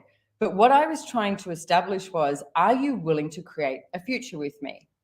Because so many of them I noticed were like, well, how much money are you giving me today? What are you buying today? And I was like, look, I can only buy this amount, but can you give me a really super good price for this? Because when I take it home, I'm going to establish this and and was talking to them about the future I wanted to create. And it was really obvious to me very quickly, the ones who just went, nope, how much money are you giving me today? And the ones that went, oh, this is a smart lady. Let's create a future together. And the ones that I did end up creating a future together, that was one of the hardest things I had to choose when I stopped doing this business, because I established some amazing relationships with these two guys in Delhi that were my customs agents, and they were like just so sweet and so looked after me and had my back for everything I did. Then in Nepal, I worked with these Nepalese farming women, and they would make all my cotton goods. By that time I was designing clothes and hats and things like that. And they would make all of that. And because they were making that, they didn't have to send their kids in to Kathmandu to clean backpacker shoes. So I was really contributing in that way. The Tibetan refugee women I worked with, they made all my woolen goods and I paid them as they made them, right? So, and the things with Tibetan refugees, not a lot of people know this, they got, they would be sent to Nepal and there was no government assistance. It's not like countries like that we were brought up in. There's no government assistance. And quite often, if they were married and they had kids and the kids were girls, the husband would leave, because it was just, he was like, how am I going to survive? I've got these women to look after. And women were pretty much looked at as, second-rate citizens. There's not much you could get from them. You couldn't put them into the workforce, etc. So I worked with all the Tibetan refugee women, and they'd have these really small houses. I'm 5'9", I'd have to walk in and duck down, and I'd be like, can I sit down? Because it would freak me out. I can't breathe, But I developed this relationship with them, and they used to call me the woman who does white work, which means good work, because I was contributing to all of these guys. So that was, when I stopped doing that business, it was one of the most heartbreaking things for me to do that. But what I tried to do was introduce people from all other countries that I'd met along the way, as you did at cafes or restaurants when you were, just hanging out, waiting for, your, what do you call it? Your, and then making up a design, and the sample to be ready. And I, just meet people, and I tried to introduce them to as many people as I could, so that work could continue. But I also knew that I had to stop doing what I was doing because I wasn't enjoying it and I needed to make a change. So it's there was so many awarenesses that I had, which I get now I could never really talk to anyone about, because people would look at me like, well, that's no way to run a business. And I'm like, well, that's the way I'm choosing to run a business. So until I met Gary Douglas, and I was like, whoa, you are what I know is possible. Wow. That's so cool. And then you really helped Gary. He really needed you when you showed up bad in the way and the things that you had to deliver and offer to Access. Yeah. And so how did all that sort of start and show up? And what did you see as was required for Access, and how did you put that into play? Well, when I first came along to Access, which was about 21 years ago, I met a facilitator at a Mind, Body and Spirit festival, and I found out, I went to an intro night and sort of was like, wow, this is really weird. One of the weirdest things I've ever come across, and I don't even know what this guy's talking about. But the next day I remember waking up going, I feel different. Like there's something going on, something changed in my world. I wasn't as like rigid with what I had to do that day, and that's the first thing I noticed was I had this sense of ease in my world. And he rang me and he was like, hey, how you doing? And I was like, what the hell did you do to me last night? I was like, I don't know what happened. I honestly have no idea what you were talking about, but okay. And then so I learned who Gary was, and it was the first time I ever met him was at another Mind, Body and Spirit festival because I had my business there. And I just had this friend of mine who died. She'd been bitten by a mosquito in Bali and died after 3 days. It was just this freak thing. And I was so pissed off. I was so angry and frustrated. And Gary walked around the corner and I knew who he was, but I had never met him. And I got introduced to him and he leant over and gave me this hug. And as he hugged me, I went, yeah, okay. And then pulled back and he looked at me and he was standing in front of my stand and he said, you'd be a lot better off if you're open to receiving. You'd make more money. You'd be happier. Life would be easier. And I looked at him and thought, you have got no idea what's going on in my life, dude. Like there's a whole lot of shit going down and you're telling me, be open to receiving. And I just wanted to like, rah, yell at him. And the next day, all I could think about was what this guy had said to me. So I went over to his stand, hands on hips and everything, and was like, and he goes, "Good morning," and I was like, "Yeah, is it?" And, that's so funny. And he said to me, he's like, "What's up?" And I was like, "Well, you told me that I'd be a lot better off if I was open to receiving." And he was like, "Yes." And I said, I thought that I was here to give. I thought I wasn't allowed to receive. And that was genuinely my point of view my whole life. I thought it was so wrong to receive and that what you had to do each day was give. Like I cannot tell you the amount of hours that I, put into what am I meant to do? Am I meant to help, animals? Am I meant to help kids? Am I meant to help, poor people? Am I meant to, and it was like, what is my purpose in life? And when he spoke about receiving, I just flipped my whole world. I was like, what? And it was like, that is like, shh, are we allowed to say that? Receive. And that was the beginning, I guess, of a lot of change in my life. And, me being me, quickly, I ended up going to a few seminars and I organized my first COP, like the first Choice of Possibilities class. And he tried to pay me some money for it. And I refused the money. And he's like, why won't you take this money? And I was like, because I don't want to commit to you. And he was like, I'm not asking you to commit. He said, I'm just asking to pay you for what you've done. And I was like, no, I don't want your money. And he was just like, okay. And he said, can I take you out to lunch? I said, sure. So we went out to lunch. And I think for like 2-3 hours, he spoke to me about commitment.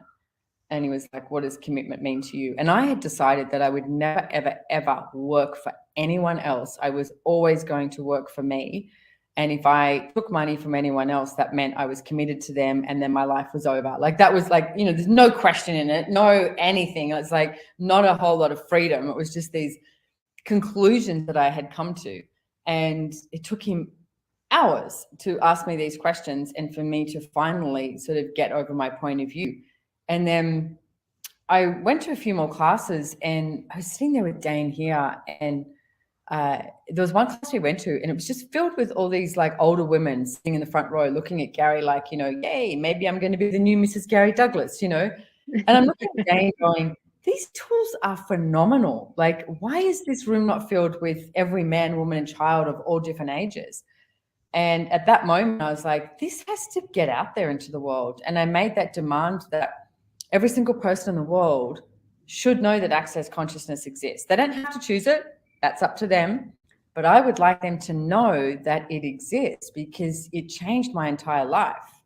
So, I started the first, we had a Hotmail email address. Nice. No one, this was so I didn't have to commit, by the way. So Hotmail address, so someone else can come in, I can just be like, boop, and like give it to them. And started a database, on an Excel spreadsheet. Like that's all I knew. And so that when Gary and Dain came out, I could ring people, I could email them, etc., and say, hey, did you know they're coming? And started that. And then we started the first website. Stephen Ashram, who still works with us as well, and phenomenal man. It's like we started that first website as well. So, and then I was like, you should have a company in Australia. And he goes, should I? And I went, yeah. And he was like, do you want to be a director of it? And I was like, okay, you know, because you need an Australian director. And it's just gone on and on from there. And then I was worldwide coordinator for 18 years. And then now Francesca Fiorentini is, and I'm doing more classes, and it's been so much fun along the way. So I've learned a lot about business, and I've learned a lot about me and what it takes to actually choose for yourself, truly. What do you mean by that? Well, as usual, you know, there's a lot of access consciousness tools that are about, and that's one that I'm looking at the moment. So it's something I've been looking at recently is if I wasn't choosing based on my needs and wants or other people's needs and wants, and I was truly choosing every choice to create something greater, then what would I choose? Wow. Because so often we try and choose based on what, you know, somebody else needs or somebody else wants. And it's like, that's fine, but is it relevant? Is it actually going to create something greater? And, you know, for me, from a really early age, I knew that there was a different possibility here on the planet. It's, you know, I used to look around and go, this can't be it. Like, seriously, this can't be it. There's got to be something else. Like, look at the planet. Like, it's amazing. It's phenomenal. And the way people would act, it never made any sense to me. So, I mean, the business I started before I met Gary and Dain was called Good Vibes for You. And the whole idea of the business was about empowering people to be inspired to create something different. So when I met them, I was like, oh, that's a lot easier than creating merchandise and selling that, you know. Yeah. So, and stickers and magnets and all of that I had. So it you know, when I met Gary and Dain in Access, it just sort of went, oh, this, you know, that's what I was seeking. So yeah, it's like if I was truly choosing for me, which is my desire to have the world be a different place, and not based on not choosing that based on judgment, based on I know there's another possibility, there's always more available, then what would I choose? Wow. Yeah. And you know what's so incredible? I remember one of the first stories I heard you tell so many years ago, even though we're so young, obviously, but you know, a while ago. And it was about you're living next door to me. Exactly. But it was about how, you know, you were going around and you were seeing everybody be so unhappy, and you were like, what's it going to take for people to actually be happy and know that there is something else available? And what to me is so fascinating is that concept that a business and the joy of business is actually about business being a contribution to the world, but also to you. You know, like how many people do you know that would ask that question? Like, what are the choices that would work for me when it comes to business? It's usually make the right choice, get the results, do what makes clients happy or doesn't anger your boss or whatever. So can you talk a bit more about like what that's been like for you, like that sense of contribution with business that is so unique? Yeah, look, I don't know. To me, it's always been like that for me. So I'm always more surprised when someone doesn't look at business like that. I'm like, it's like, that doesn't make any sense, because to me, business is like an ecosystem. You know, it's the forest. It's filled with diversity, and every tree is not the same. They're different.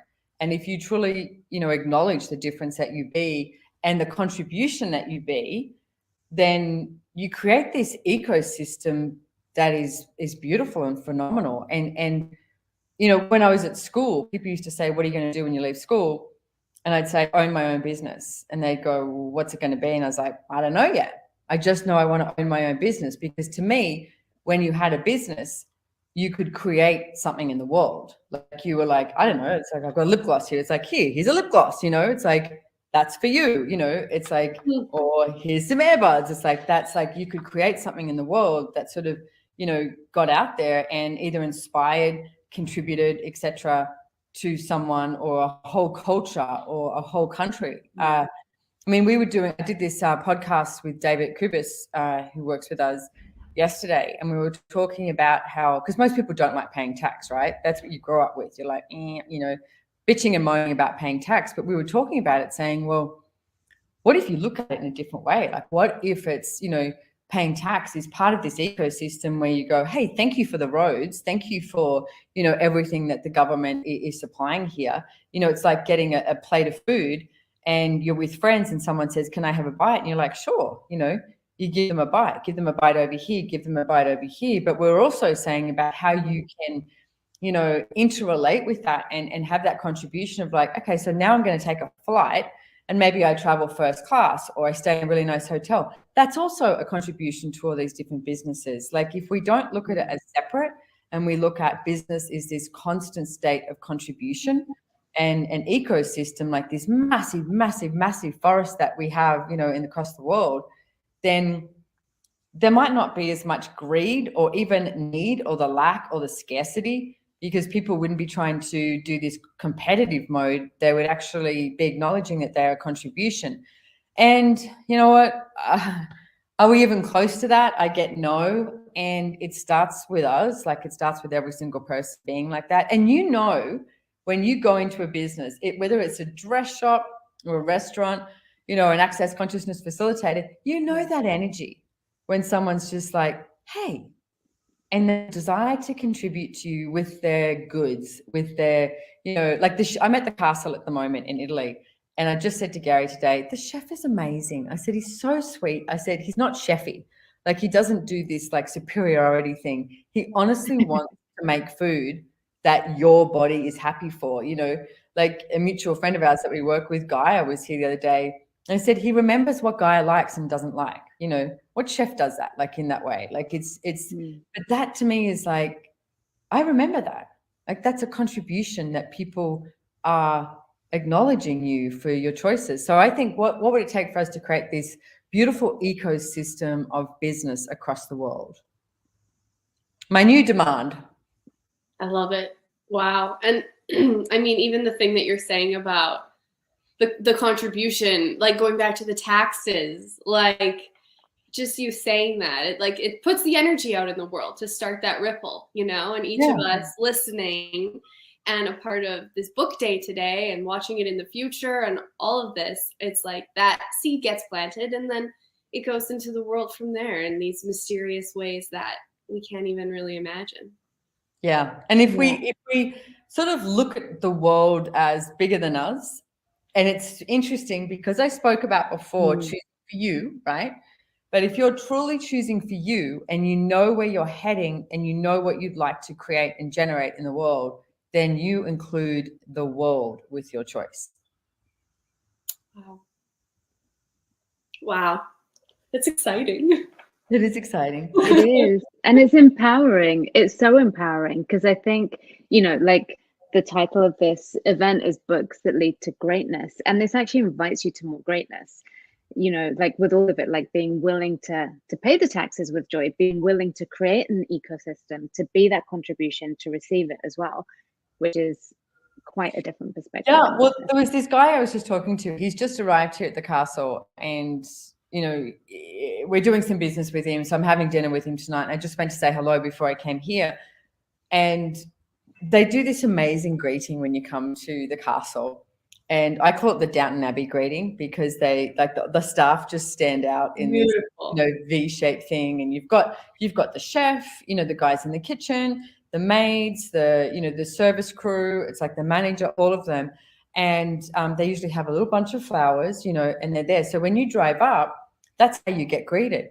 And he was saying too, wow, it's so beautiful because it's not just you drive up and then you just walk through. You got introduced to everybody. And the castle is like this. I mean, it's like a massive house. And so as you're wandering around, you may see a staff member. But the beautiful thing is you just met them out front.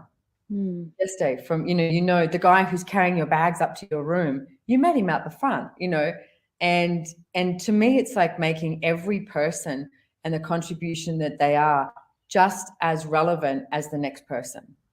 The manager isn't the most important person here. The chef isn't the most important person. It's like everybody is a contribution. And if we start looking at all businesses like that, it's like, you know, what would we create? Because it's not a hierarchy of, you know, someone is better than others. It's like, what if you were being as good as you can be in what you choose to do?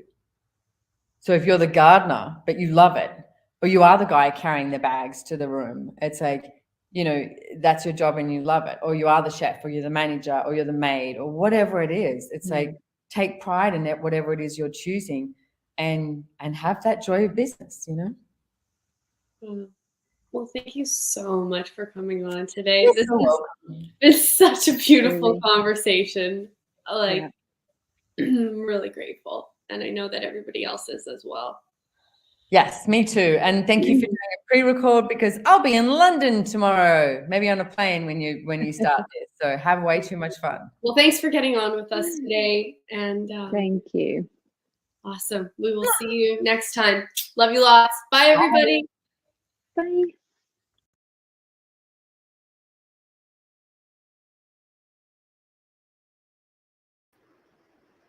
Hello, we're back. Whoops, my mic was muted. We are back. So before we bring on our next guest, I actually wanted to take a minute to thank the team behind the scenes. There is an amazing group of people. Betsy McLaughlin was asked if she would help with translation, and given not very much time, she managed to pull together 18 different languages. And we have translators in 18 different languages who are basically volunteering their time to translate this event. So, like, you know, think about it. There's people in China listening. There's people in Russia, all in their own languages. In Brazil, it's being translated into Portuguese. We have Italian. I mean, 18 different languages. So it's kind of an amazing feat that we can come up with an idea like, let's do International Book Day. And like Dain was saying, with the incredible ecosystem that Access Consciousness is as a business, that all of this can be created and pulled together really quickly, and it's pretty amazing. And then the other thing that I wanted to mention as well is that you guys can watch this in the future. We have this going directly onto the Access Consciousness YouTube channel and directly onto the Access Consciousness Facebook page. So if you would like to watch it, it's a great resource to share with family and friends who may be looking for these books, looking for these conversations, to share with them. And yeah, it will live on into the future. So you can always come back and watch it in those places. So without any further ado, are you ready for our next guest? I am. I'm so excited. I mean, it's so funny because, you know, like all these books, we've read them when they first got published and several times since afterwards, because there's just like no end to them. And then, you know, even the last week I've been going over them again and just being reminded of so much brilliance and just life-changing every time you read them. So I am very excited. Let's see if Anne is ready. I know that she was... Oh, there she is. There she is! Anne! Hi, Anne. I don't know if Anne can hear us. Can you hear us? Hello. Yeah. We can't hear you, though. Let's see. Let's see if we can get Anne's sound going. Yeah. She's not muted, so we need to find some other way. We can't hear you, Anne. And do you have oh, and now she's gone. headphones? Well, I know that Laura's working with her too behind the scenes to help her get on. But for those of you who know Anne, will know that she is coming on to talk about an incredible book called Would You Teach a Fish to Climb a Tree? Here, you guys want to see what the cover looks like? And one of my favorite titles, you know, like... Yeah. Totally. It's so good. And, you know, Anne used to work as a psychotherapist and, you know, she still does. And she does a lot of access too. So her breadth of experience spans many years, has lots of different facets to it. And she's worked with thousands of people around the world. So we're so happy to have you with us, Anne. Let's see if we can hear you now. Can we hear you? Yes, Yeah? we can hear you. I think I heard her sigh, which is a good Yeah. sign. I think that she can't hear us now. Oh, that's okay. That happens sometimes with these live stream events. There are technical Exactly. difficulties. Well, and another thing possibly to mention is that with all of these books, you know, if you do want to dive in further, all of these facilitators and thousands of other facilitators do have classes on all of these topics. So please do check them out. There's so much on offer. And that's really not to try and sell you anything. But I know for me, when I get into a topic, I really want to dive in and find everything that I can about it. So just another possibility. Yeah, me too. I'm the kind of person, when I get into something, I want to know every single detail about every single part of it. Exactly. Miss Anne. Hi, guys. Oh, we have my you God. now. We I'm see you so- and hear you. It's like double whammy. Yay. And you hear us, which is I even can hear you. I'm not going to even go into the. It is so TMI. We are just not even talking about it. We're not going to go there. Oh, we're so glad that you're here. Thanks for coming on today. I am so happy to be here. Two of my favorite people in the whole world. Thank you so much for having me. Oh my God. Dave and I go back like 12 years, and Julia from maybe 11. Yeah, maybe like yeah. We've been friends for a long time. We've worked together. I know. I remember that first 7 day at the little place with the little cottages, whatever it was called. The Smurf Village. Yeah. Yes, the Smurf Village. That's right. That's where I met. That's where I met you. Anyway, I love you both. Oh man, it's so awesome. I'm great. so excited that you could come on today. And I recently got to interview Anne about her book, Would You Teach a Fish to Climb a Tree? And we had an amazing conversation. And I'm so excited. I could talk about this book until the cows come home. It's just changed so much for me. And Diva, you know, you actually facilitate a lot of classes using the tools that are in this book. So I know you have a real love for it too. So absolutely. Dave and I did the whammy. We did the whammy. I wrote the book. She did the specialty class. We're like, woohoo! We're gonna get this out there. Exactly. Yeah. We've done a lot of stuff together. We have. But you know, like we were just saying before you came on, how much we love the title. It's so unique. And I think that really speaks to the energy of the book and the energy of the people that you're talking about in the book as well. So can you tell us a bit about the inspiration behind the book and how you guys came up with the title? Because you co-authored this with Gary Douglas and Dr. Dain Heer as well. Yeah. So I got a phone call from Gary, as you do, in 2012, and he said, "Can you help me finish this book?" And I said, "Yes." And then I went into absolute utter panic, and I didn't even open it for, I think, a month. And I read it, and it had a different title, and it was arranged differently. And we were just so blessed. I swear to God, the best editor in the whole world. And she and I absolutely adored each other, and she'd known Gary since 1977, I think, and had never taken an Access Consciousness class, which really helped in the writing of the book, because it was a book that I really hoped would get out there and reach far beyond the population of Access only and out into the world, and maybe draw people in, you know, as an invitation to other tools and stuff like that. But I've worked for 30 years now, 30 plus years as a child and family and a play therapist, and I've had a clinical practice all these years, and I've worked in lots and lots of different kinds of settings. And so when Gary said in 2012, so 10 years ago, will you write this? Will you help us finish this book? It was a perfect match, because I had so many stories about kids and healing, and and change, I guess, really, that I was really wanting to get out in the world. And this was a perfect vehicle for it. So the book is filled with the wisdom of Gary and Dain and their experience as Access Consciousness facilitators, and then mine as a therapist, as I said, for as many years, and pretty brand new to the Access Consciousness tools. And it just worked. And the title comes from the quote by Albert Einstein, which is, God, everybody Would is a genius. genius. Everybody is a genius. But if you judge a fish by its ability to climb a tree, it will live its whole life believing that it is stupid. And that's the world of these kids. Yeah. They are brilliant. They're different.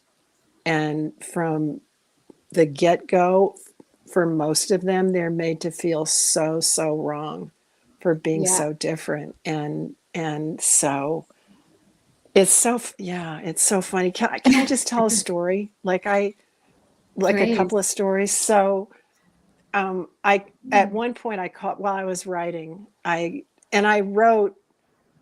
There were days where I wrote all day long, and I wake up and get some coffee and then go back and sit in bed. And my room looked out on trees, and it was in the spring. And so it's just a beautiful sight. And I would write all day, and then all of a sudden it would be 5 or 6 o'clock at night, and I hadn't had a shower, I hadn't eaten anything like that. And then some days I wouldn't write at all. But that's how I wrote the book. It literally just spat right out of my body. And at one point, I called him and I said, "So who's the audience?" And he said, "Anybody who has these kids or works with them in any capacity." And I said, "Okay." And so the book was published. And the first email that I got was from a woman who said, "Dear Anne, I'm a 77-year-old fish. I read the book from start to finish and I cried all the way through. I just wish it had been around when I was growing up." And I just lost it. Right? Yeah. So just crazy. Unbelievable. And of course, these fish that you're talking about, they're people who either have been diagnosed officially or not with anything from obsessive compulsive disorder to attention deficit hyperactive disorder, autism, and many other things in between. Right. So it really speaks to this audience that is so specialized and, like you say, so misunderstood.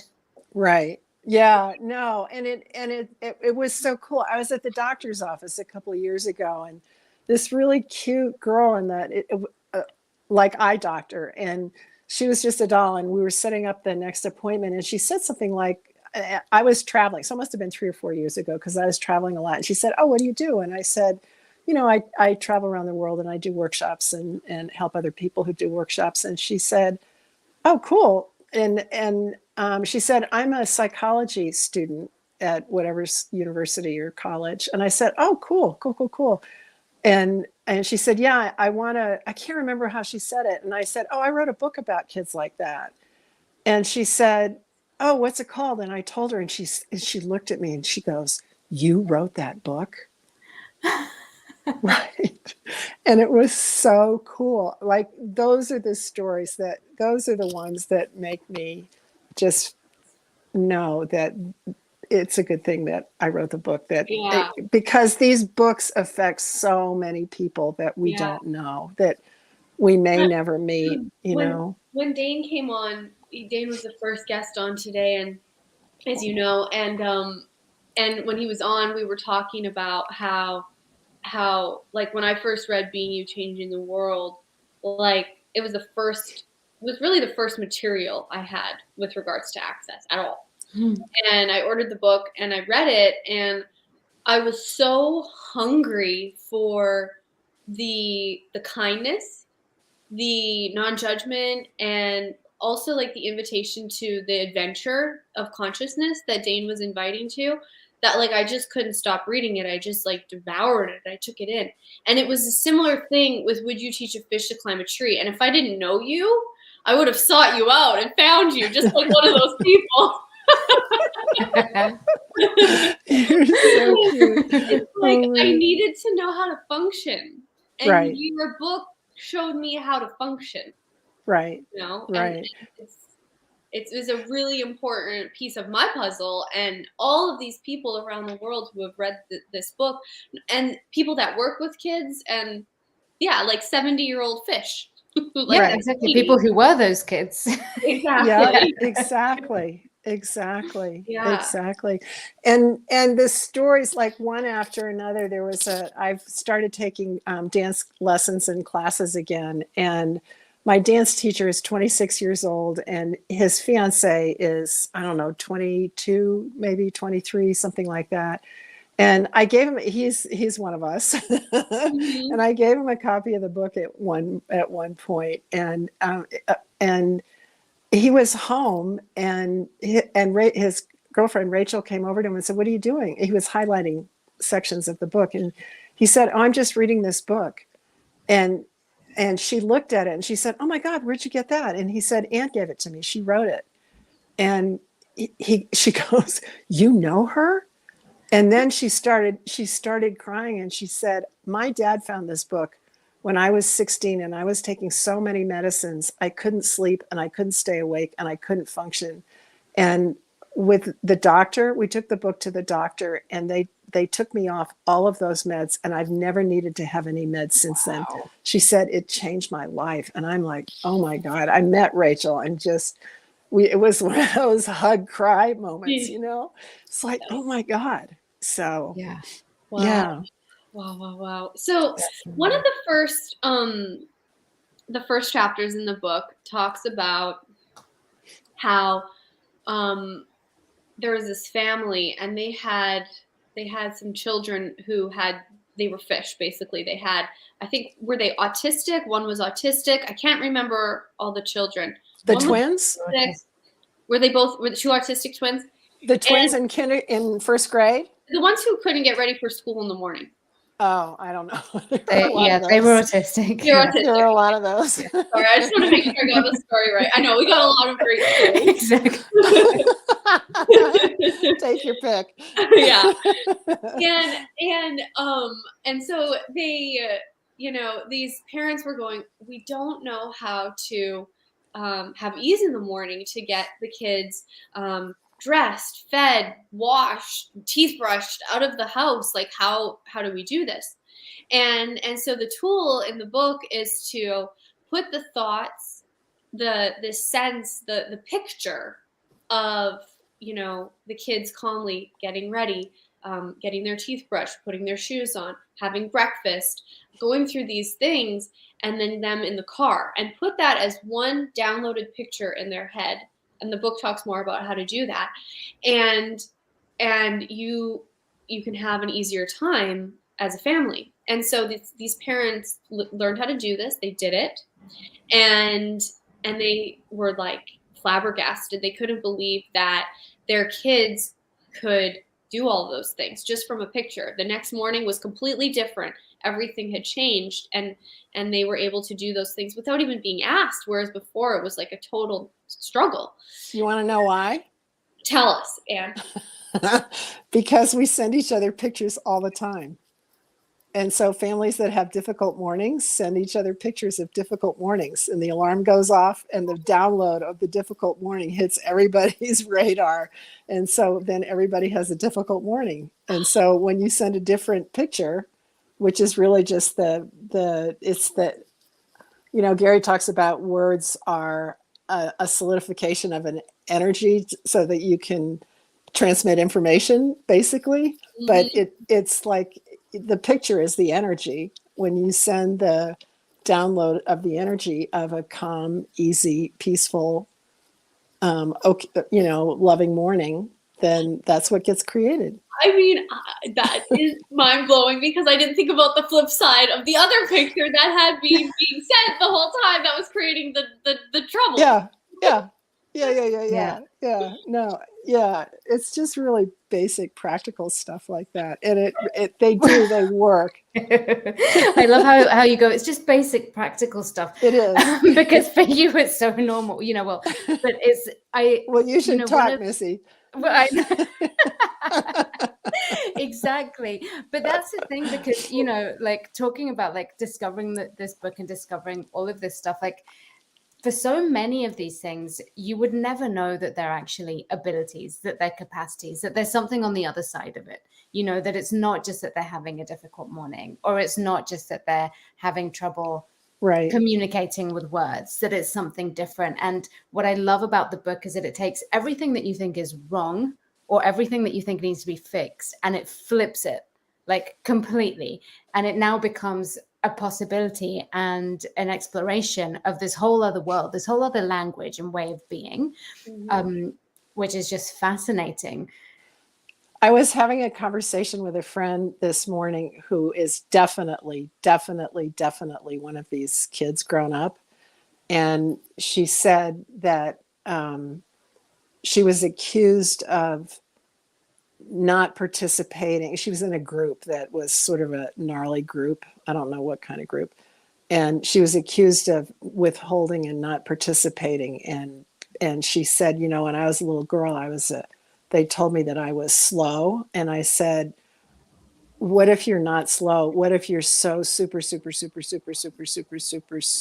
present and aware of everything going on around that you function so much faster than anybody else, and then nobody ever taught you how to kind of sort through it and choose what to say, what to do, like that kind of stuff. And so where you may have come off as like deer in the headlights, you were really have, like Diva, like you're talking about, these capacities to take in so much information, and kids don't get taught what to do with all that, or how to manage it, or how to use it in a way that doesn't get them in trouble or doesn't make them look stupid or whatever. And that was one of the things that we were hoping for in the book with the tools.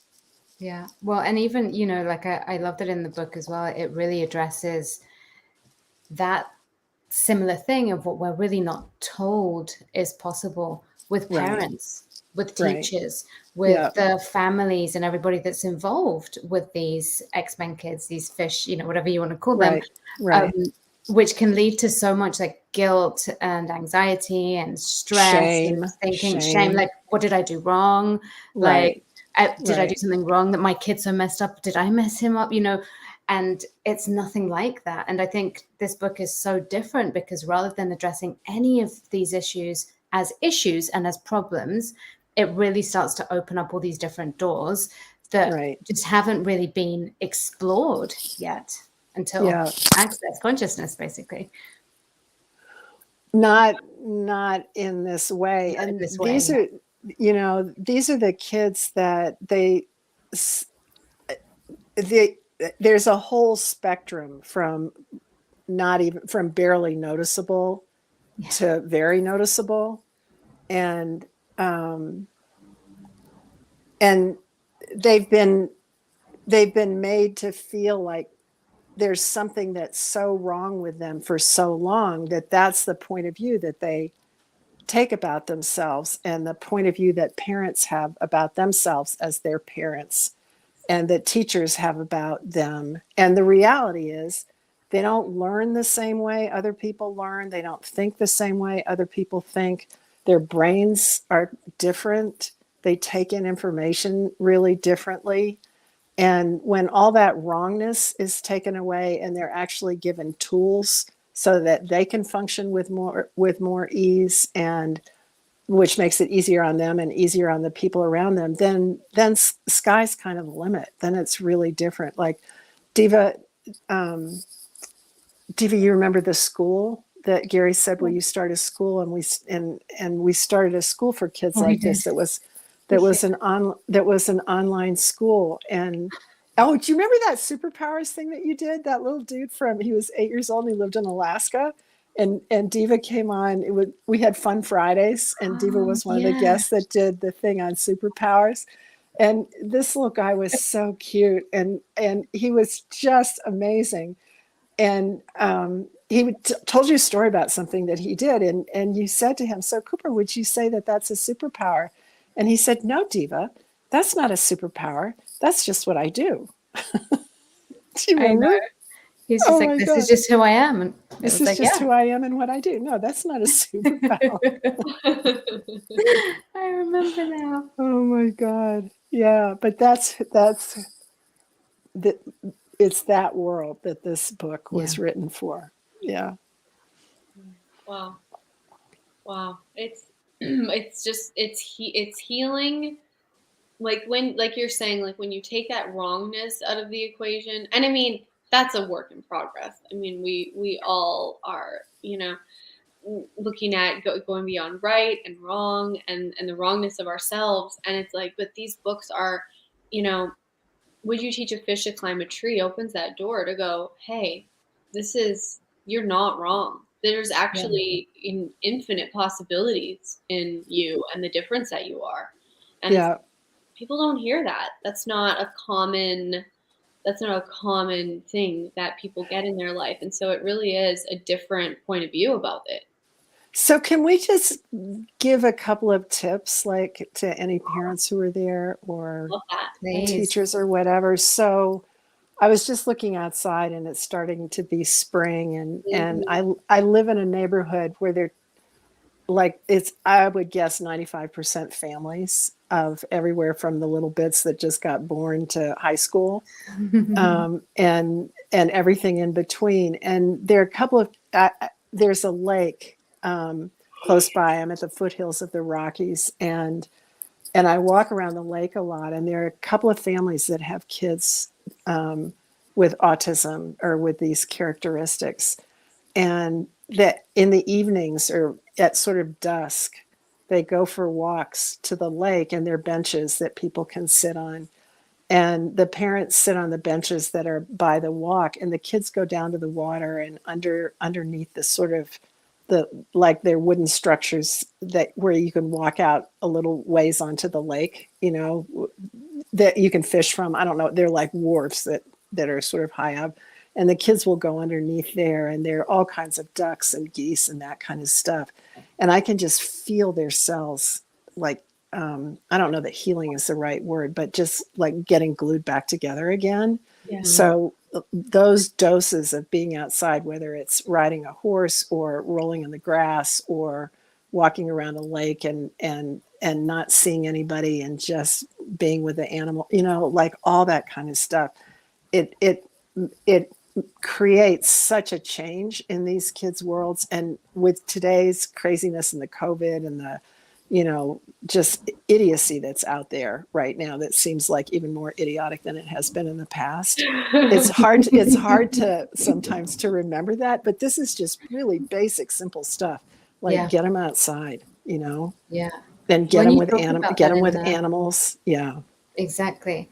Sorry, but you talk about that in the book, how there's even the section on like how a wolf actually showed you and Gary, Dain, how kids with autism communicate. And it's that, that energetic communication, those pictures like you're talking about, but also having that sense of communion and oneness with nature.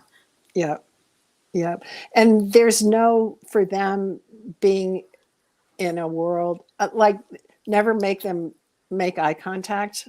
Like not making eye contact is a coping strategy for them. It's a soothing mechanism, because when they look at somebody in the eyes, they get the download of everything, everything that's about that person. And it's too much. It hurts. And it is intense, and classrooms are intense, and crowds are intense, and being out in nature is a relief. And I think a necessity for them, but that's just me. So anyway, we got to talk about Diva's X-Men classes too, because Diva's created this whole specialty. Good idea. I think that's in Access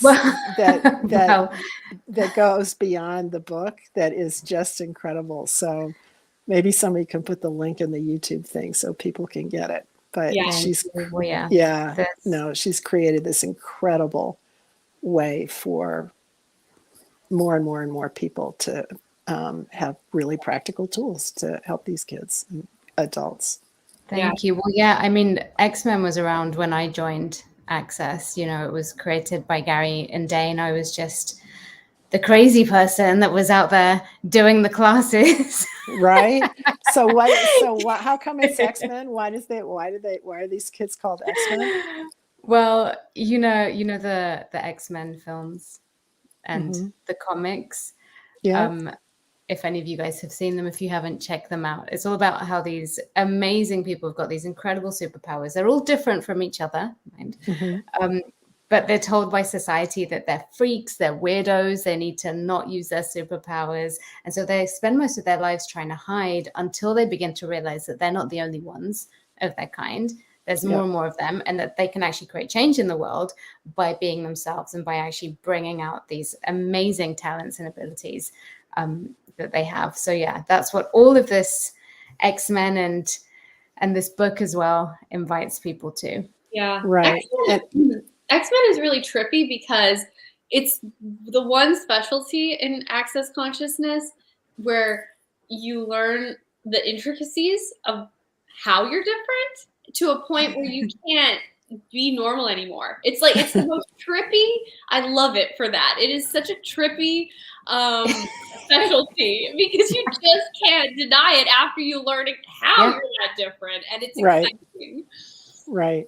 And I mean, that's the goal. That's one of the purposes of the books. And I think the class is to destigmatize these incredible talents and abilities that we've been made so wrong for, or that people are made so wrong for having and being. Yeah.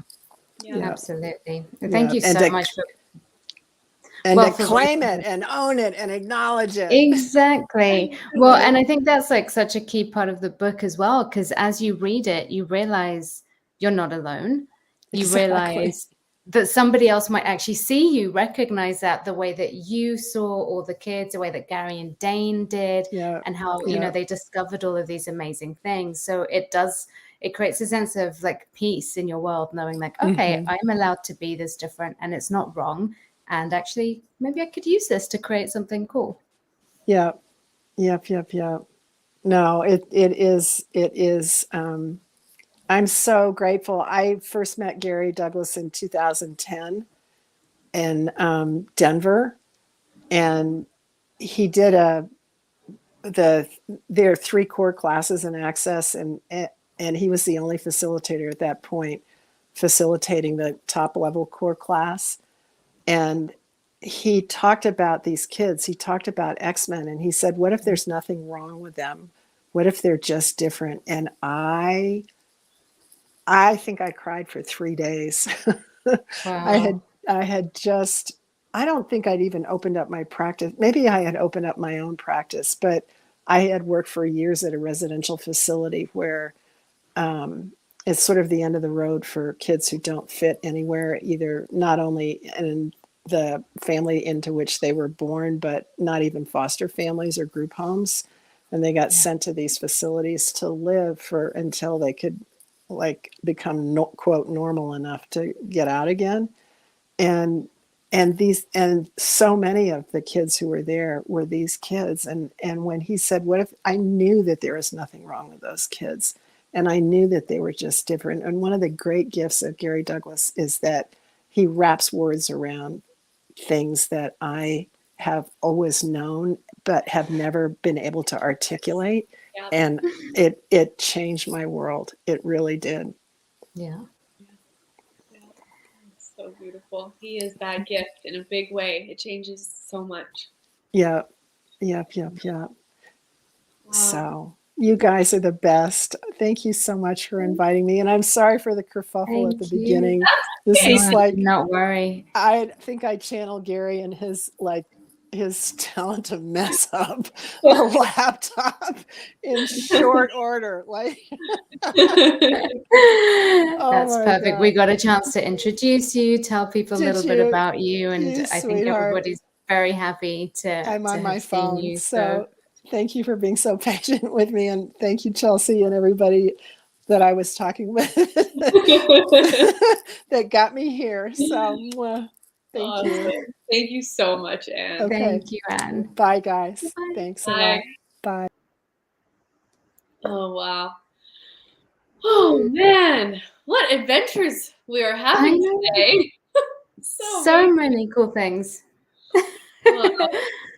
Wow. All right. Well, our next guest is the amazing Katarina Wallentin, and we've already been talking about her today when Dain was on, and her amazing contributions to the Being You, Changing the World book and making it come to life. And she is here today to talk about the Baby Unicorn, Baby Dragon, and Baby Stardust Manifesto trilogies. So thanks for being here, Kat. Thank you. You look so beautiful. You're like matching each other. I know. Energetically. Exactly. We got on and we were like, oh, good job. Yeah, and we were going to talk about the trilogy, the children book trilogy, right? Yes. Please tell us. It's been so gorgeous to see this born from the very beginning, see how it's expanded. And, you know, Julie and I have both been at classes where either you or Dain, or you and Dain, will get up on stage together and read the book, and you look around the room and everybody's just in tears at the end of it, because it really just acknowledges something that's in all of us. Well, I think it's interesting, this thing with children's books, because when I talk about these books, they are children's books, and they are children books for adults and children, because we're all, I mean, somewhere inside the child is still there, you know. So yeah, the first book we wrote, that was one that we did read out loud I think in a big class, and people were in Rome, and people were crying. It was it was this one. Yes. It's StreamYard always confuses me. I don't know which. Oh my God. And that book has such a gorgeous story of how it was born. Will you tell us about it? Yeah, no, this one that really kicked everything off. I had written the children's books before this one. It was called Clara and the Climate Changer, which was a different kind of like an adventure story. And then a friend of ours had a kid, and Dain wanted to send her a message, like a greeting, and he sent a greeting to the kid. Just what came up for him to tell somebody that's brand new into the world, that just came in here to this planet. What would that little being need to hear? What would kick off the life in a different way? And then we read that. It was like, you know, it was kind of a short text, but it had all the things that I would have liked to hear, and that I would have liked to be able to tell my daughter when she was born. And I think a lot of us obviously would have liked to hear it when we were born. And it took that and kind of added the whole unicorn part to it, and kind of allowed it to come to life in the form of the unicorns. And at the time, it was so funny. It was such a big unicorn time. Like, everything was unicorns. It was like little, you know, purple and pink and kind of unicorns in stores, and people were having like unicorn parties and all that. Well, like they had unicorn like frappuccino at Starbucks. Yeah. Everything was a unicorn. It was like very strange. It was, but it had nothing to do with that. It was Dain had written something about be the unicorn you can truly be, like be as different, be you, you know, in totality as you can truly be. So from there, this whole little book, and it really is about this unicorn that is born, and how all the other unicorns come from all over the world to greet it into the world. And the whole book is about, you know, you are welcome exactly as you are, and we have your back.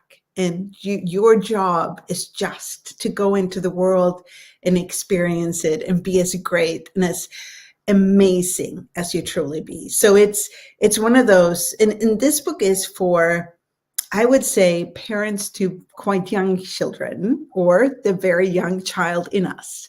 And then when we released it, I remember one of our colleagues told me that she would have it on her kitchen table, and her teenagers would want her to read it to them every time they came over, because for them, that message was what they required to hear.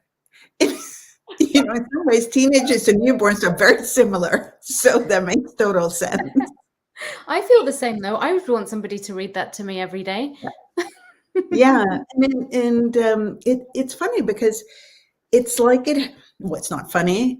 As everything in Access, really, it's about the energy. So the energy of the story is the story, and the story has a lot of words and things that happens, but in the words, there is this energy of empowering and of like the kind of like, hey, we're here, go fly. And that I think all of us require now and then, and maybe like you say, every day. Maybe we do require it every day. So I think that was like the beginning of the whole trilogy. We wrote that book, we released it. And then that actually led to the second book. And the second book is dear God, I am not Baby very Dragon. Baby There you Dragon. Messed up. And even my lamp went more soft there. They're like, oh, we're going to lower the light a bit for you. You're a little slow. But the second book was just to look at those two in connection, because the first book was that, kind of like a warm hug. You're here. And then the second book was when we realized, okay, so not everyone feels like a unicorn. Not everyone feels like they're fluffy and rainbow colored and, can fly with little tiny chubby wings over the sky. Some people have a very different experience of the world.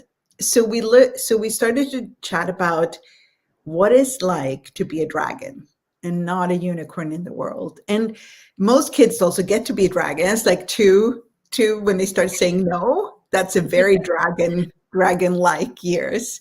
So this book is really about what it is like when you're born and you accidentally set fire to the whole place where you were born, and you stumble over things and you say the wrong things. And it has a little bit more of them, like the concrete tools of access consciousness too, where not in the form of tools, but just it gives you the awareness that maybe not everything you hear in your head is yours, and maybe not everything actually that you feel necessarily is wrong just because it seems like it. So it plays a bit more with that, and it gives you still, look, even if you accidentally set fire to everything, you are amazing and wonderful. And what if your fire is what will change the world?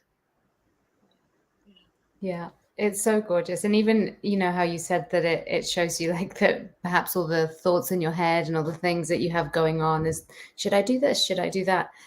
They're not really yours. Like the part that I really loved about that is that, as the book progresses, the baby dragon realizes that he can choose which voice to listen to, which is such a sweet, like, invitation to choice.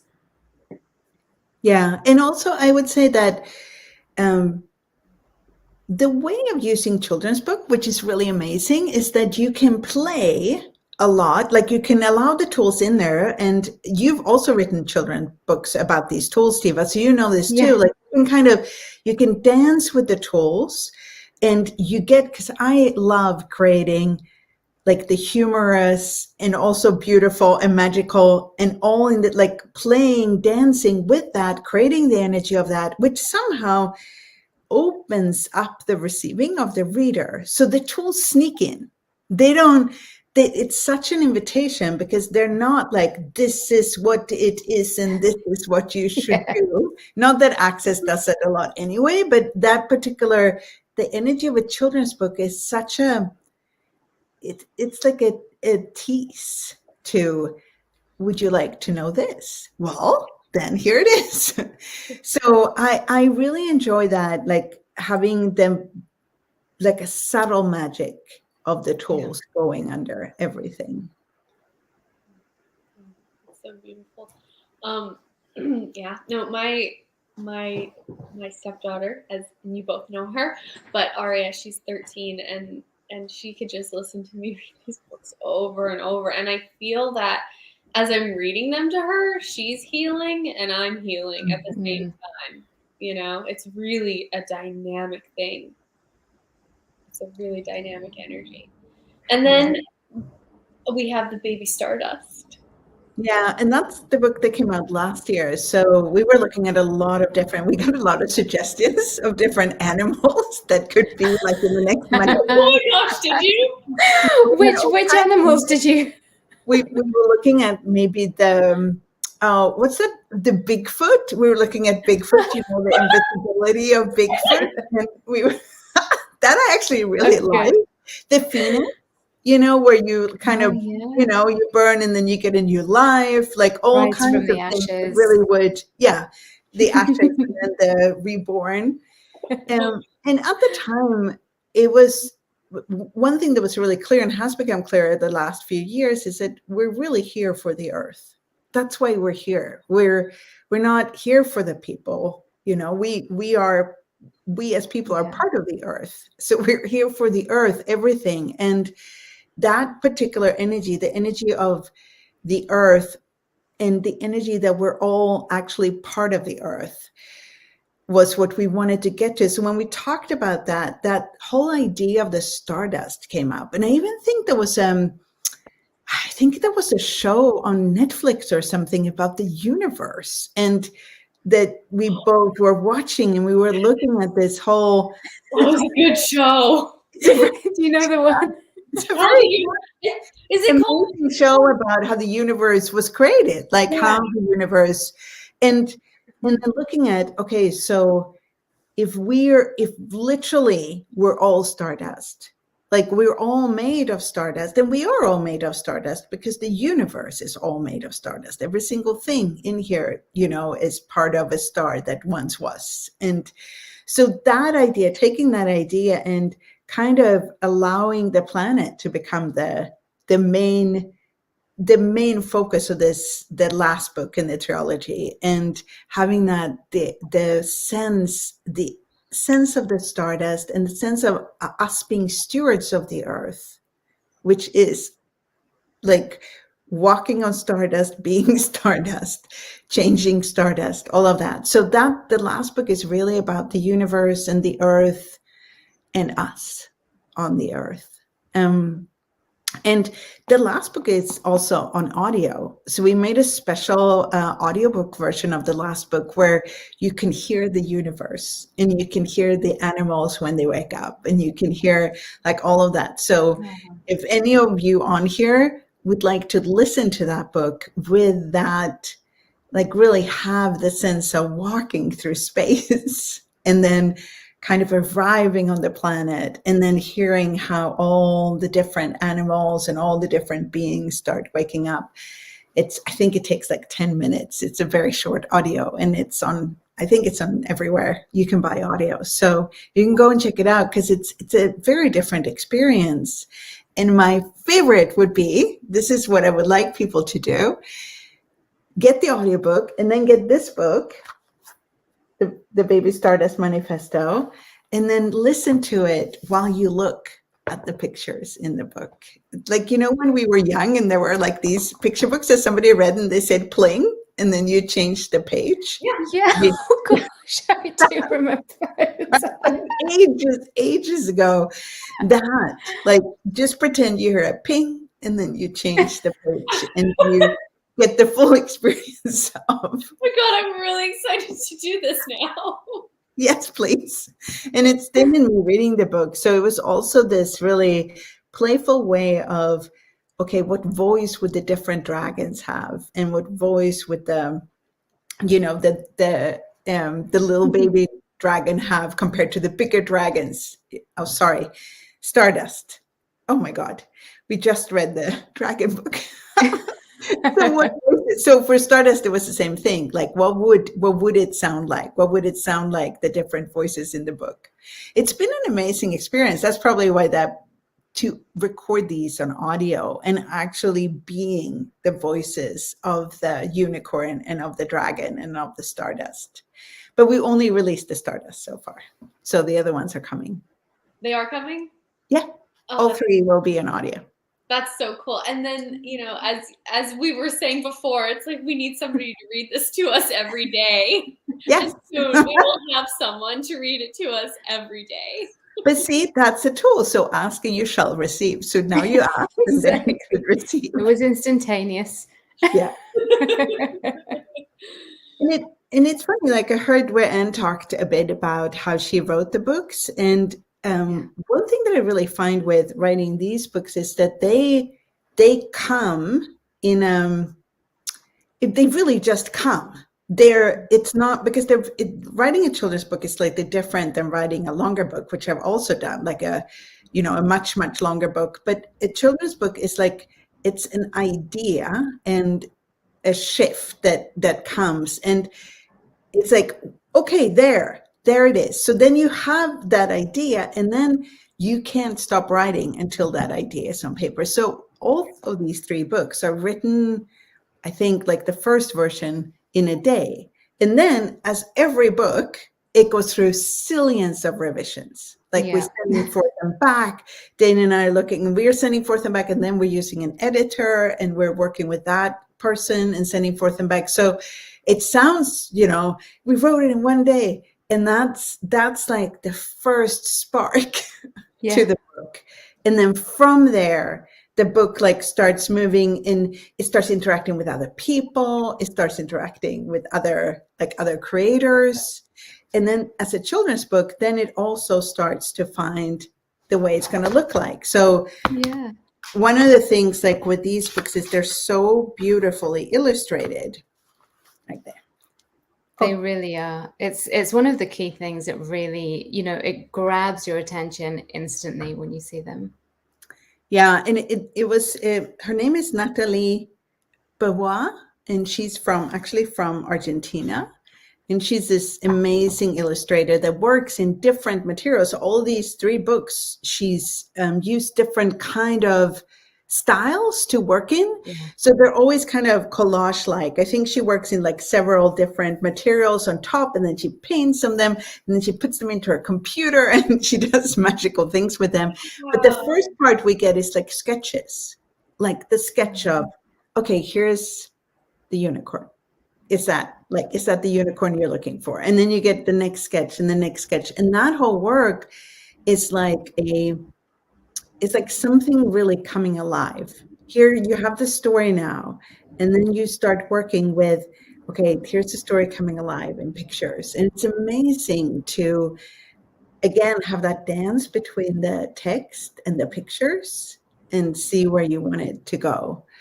So the whole work of, I would say, having them come to life, these 3 books, has been just enjoyment. Like it's such a gift to give life to these stories in pictures, in words, and then having them go out in the world and getting all these like just like Anne, getting these comments that people, want to read them every night, or I read this to my kids when they're sad, is one of the things that I've heard a few times. Or the dragon book is the favorite because the mom or dad reads it funny, and they read the voices and then they love that. So I wonder also where we decided that children books are for children, and what would happen if we really allowed all the books to be like timeless and ageless in a different way. Yeah, absolutely. Well, I know everybody that we know has those books, and they're all adults. So I think you may have achieved that. It's true. But they're not, they have their 6-year-old very, very much forward. Everybody that we know definitely does. Yes. This is true. It's accessible, the 6-year-old. But that's anything else you want to know about the trilogy? I wanted to ask you something, which, I mean, you've touched on it, but I really, because, like we've all known each other for a while, and, you're very, very creative. And I know that you love giving life to projects and, seeing them come to fruition and the whole thing, from beginning to end. And you spoke about that and the joy that has brought you with this trilogy. But I also wanted to ask you, like, what has that process been like for you personally? Like, did you ever, did it give you more awareness of you in a particular way? Or was there something that, that created a shift in your world by the choice to write these books with Dain? Well, I'm a total book nerd.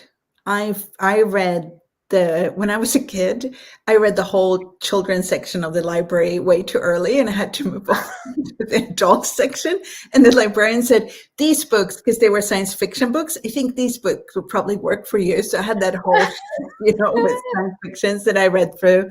And I always wanted to be an author. I always wanted, like, it was, opera singer was also there, but then I didn't really have the voice for it. So I wanted to be an author, and I wanted to change the world. Those were for like the longest I can remember. So writing the first like Clara and the Climate Changer, but then continuing to write, like, not just, it wasn't something that was over there, and it didn't, just because I wrote a book, it didn't actually, that wasn't the goal. The goal that I discovered, like you said, was actually to allow, it's kind of like allowing something that never existed in the world to come into existence. And that is really what I thrive on, or get energy from, or grow from. So being able to play with Dain in these projects, and like actually creating something that not only had never existed before, but also would go out in the world and continuously go out in the world. What has changed for me? I think it changed way more than I could imagine, actually, now when you ask. It's given me a sense of that whatever it is I dream of possible, something way greater, it's always there. Like, so the dream I had was so small, like it was like so defined and so, like childish in a way. But what actually is possible is so much greater. And by using the tools of access when writing the books and when creating the books, everything just grows. Everything becomes so much easier, but also so much more, because you use the tools in writing, in creating, in every question. Like, okay, should we keep this? Should we not keep this? Do we want this to be more like this? Or do we actually want it to be slightly weirdly poetic in a way that nobody really gets, but we do? So that whole thing, like basically pushing the any boundary of what is supposed to be an author, or what is supposed to be to write a book, or what it's supposed to mean that it's a children's book, all of those kind of like dissolved. And then that kind of goes into the rest of living as well. That's so cool. That's amazing. So amazing. And when Dain was on earlier, he was talking about what a huge part you were in making Being You, Changing the World come to life, which is a book that has touched so many people around the world in such profound ways. And like for you, what was the energy that you approached that project with? Like, what was that for you? Well, we have 3 minutes. Sorry, I needed to know. No, that's okay. It's really funny. So I'm not a native English speaker. So I'm from Sweden. So English is my second language, and I had written this other book that I still haven't finished. It was like a book for teenagers. It had access tools in it, and I'd given it to Dain to read to make sure that this was okay. Can I write this? Can I use the tools this way? Right. And it was in a class, so I just left it with him, and I went back to Sweden.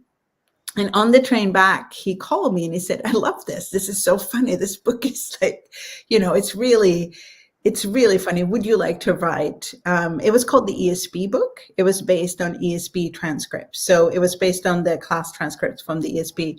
And would you like to write that? And I'm like, that was not really my target. The most unexpected question I've ever got in my whole life. Like, it was one of those questions, I could not foresee it. I could not predict it or anything. So total chaos ensued. And then I went, that leap. And I think I knew in that moment that leap would change my life. like saying yes to that. And then we had a conversation the next day because I kind of lost my capacity to speak at that time. And then he called me the next day and he said something that I've never forgotten. He said that you have this fairy-like quality of writing. And all my life, that fairy-like quality of being and writing has been made wrong. Like it's never been a good thing. You really should, that way of like poetically kind of dance with things or non-linearly, like he says, pulling different things together and making them play with each other. That's never, ever been something that anybody has ever acknowledged or appreciated. It's been something that I've learned over time to be able to write for all the other jobs I've had, more stringent and, squarey and boxy.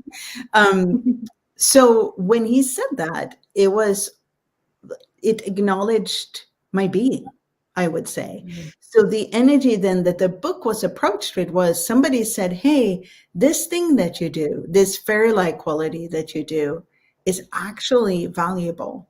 So when I started to work with the material, I went, okay, I'll use it then. I'll try it then. And that's also why I sent him those first 20 pages to see, okay, does this work? Can we do it this way? Like half poetically, bigger. Some things were in bigger letters, some things were in smaller. The spaciousness of the book, all of that is part of that book. It's when we have it in other languages, we ask them to keep the style of the book because the spacing is part of the. It's super important, and it really keeps your eyes moving through the page in a really easy way that at least works for maybe the people who are interested in that book. Well, it works for a lot of people's brains, those of us who are different. So that's really how that came about. Yeah, and I just wanted to mention that when we were talking to Dain today, he said that when you send him those first 25 pages, he just started crying. And he was just like, yes, that's the energy. Yeah, and if you get a yes, this, when you're kind of moving outside the set box of what you're supposed to do, and somebody says, yes, this, then you go, okay, well then let's go there. So it's this, it really is, somebody's asking you to go where only you can go, but having your back and going with you. And I'm like, wow. Wow, that is powerful if you put it that way. Really powerful. It is. Yeah. But actually, that's what all of those books do as well. Yeah. That's the thread that runs. That's a good point. Wow, that's a really good point, Diva. Very true. Wow. Well, thank you so much for coming on today, Katarina. Thank you for having me. It was a lot of fun. Wow. Thank you. What an amazing conversation. Yeah. All right. Well, thank you, Katarina. And thank you, everybody out there listening. Bye for now, Katarina. Oh, gosh. This is like chicken soup for the soul on steroids. I know. I suddenly feel like I don't know, just been like going through these classes and just having all of this like yumminess. Yeah. Very, very grateful. And remember, guys, you can go straight to the Access shop and get these books, get your hands on them, whether you get the digital copies or the audio versions of the ones that are available or the physical copies. They are all such a huge gift. Yes, they really are. All right. Well, without any further ado, we have our next guest, the amazing Susanna Mittermaier. Susanna is actually a psychologist and an Access Consciousness certified facilitator. I can see her smiling backstage. There she is. Hello. Hello, beautiful ladies. And Susanna, you have written many books. You have written Pragmatic Psychology, Advanced Pragmatic Psychology, Henry the Peacock. You have written Fairy Tale Family. And am I missing one more? Oh, that's the 4, yeah. So you've written some amazing books over the years, and we're excited to talk to you about those books today, all of them. We are. And this book, I think, is a book that clearly applies to everybody because we all have families. And, you know, exactly. It's like, let's get real. Okay, this applies to everybody. So what inspired you to write this? One of the things is the fact that almost everybody's tortured by their family. And at the same time trying to avoid the fact that they're actually tortured by their families, and then trying to create their families as, you know, like have this fantasy of one day it will be perfect.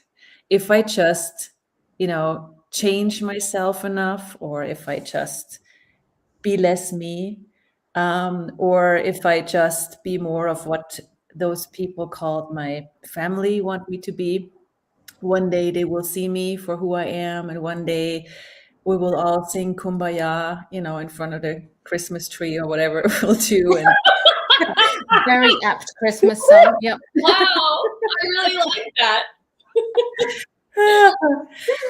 Yeah, you know, all these wonderful, crazy fantasies of the fairy tale that we're supposed to live that actually nobody does. But everybody thinks, you know, maybe there's one family out there that has it all perfect. And then in times of, you know, social media where everybody is perfect, indeed, not, but, you know, has that. And it's like so it's just wanted to be written, you know, fairy tale family of that fantasy, rather than what actually can be, which is probably everything else than perfect, but creating something that actually works, you know, that works for you, where you can have the space of you being you, while also being aware of that crazy family of yours, with everything they are, you know, like, you know, we don't have to paint, like, we don't have to put on the how do you say, the pink glasses and go, oh my God. Yeah, exactly. And go, oh, you know, my mom loves me, or she's just doing this for my best, you know, torturing me, but it's actually because she loves me and all that stuff.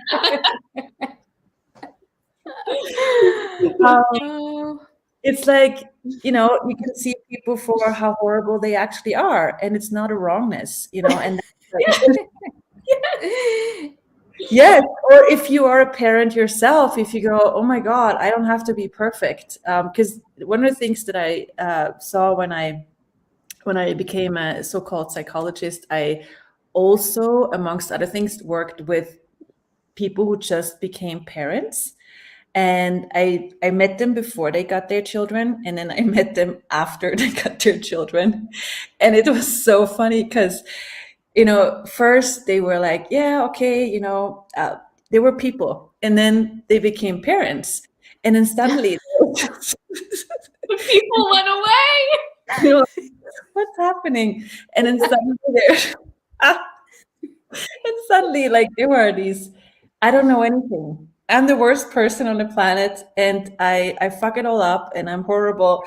And you're like, what happened? And they just got their first child, or their second or whatever, but they just got a child. And all that knowing, all that, hey, I know, actually, you know, I know what I know, all of that suddenly was gone. And they were like, I know nothing. I have to read all these books, and everybody else knows better. And whatever is heavy is right. You know, like whatever makes you feel heavy is right. You know, whatever validates the point of view that I'm wrong must be true. You know, so all this insanity, and, you know, and then also this fairy tale of, I got to get it right. I got to get it perfect with my children and with my own parents and everything. And then when, you know, when people suddenly realize I can be a bad parent, it's okay. And what freedom that creates when we include being bad, you know, whether it's our own parents or it's our children, it's like, oh my God, I don't need to be perfect. I can be a bad parent. I can be a bad daughter. I can be a bad son. And it's not a wrongness. The freedom that creates, that's like some of the aspects that made me create this book. And I wrote the book and I had it in my computer for, I think, 3 or 4 years. I actually didn't.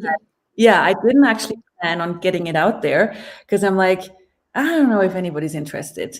I just wrote it for me because it just was fun writing it, and it gave me a lot of freedom. And I'm like, I'm not sure if this wants to get out there. And so 3 or 4 years later, like that book, it's like, now get me out there.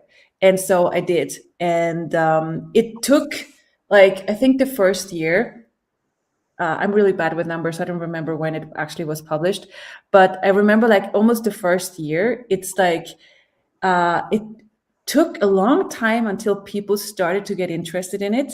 Because there's this thing of, like everybody has a family, most of them are tortured by family, but then actually dealing with it and looking at it and being present with that subject, like, Definitely.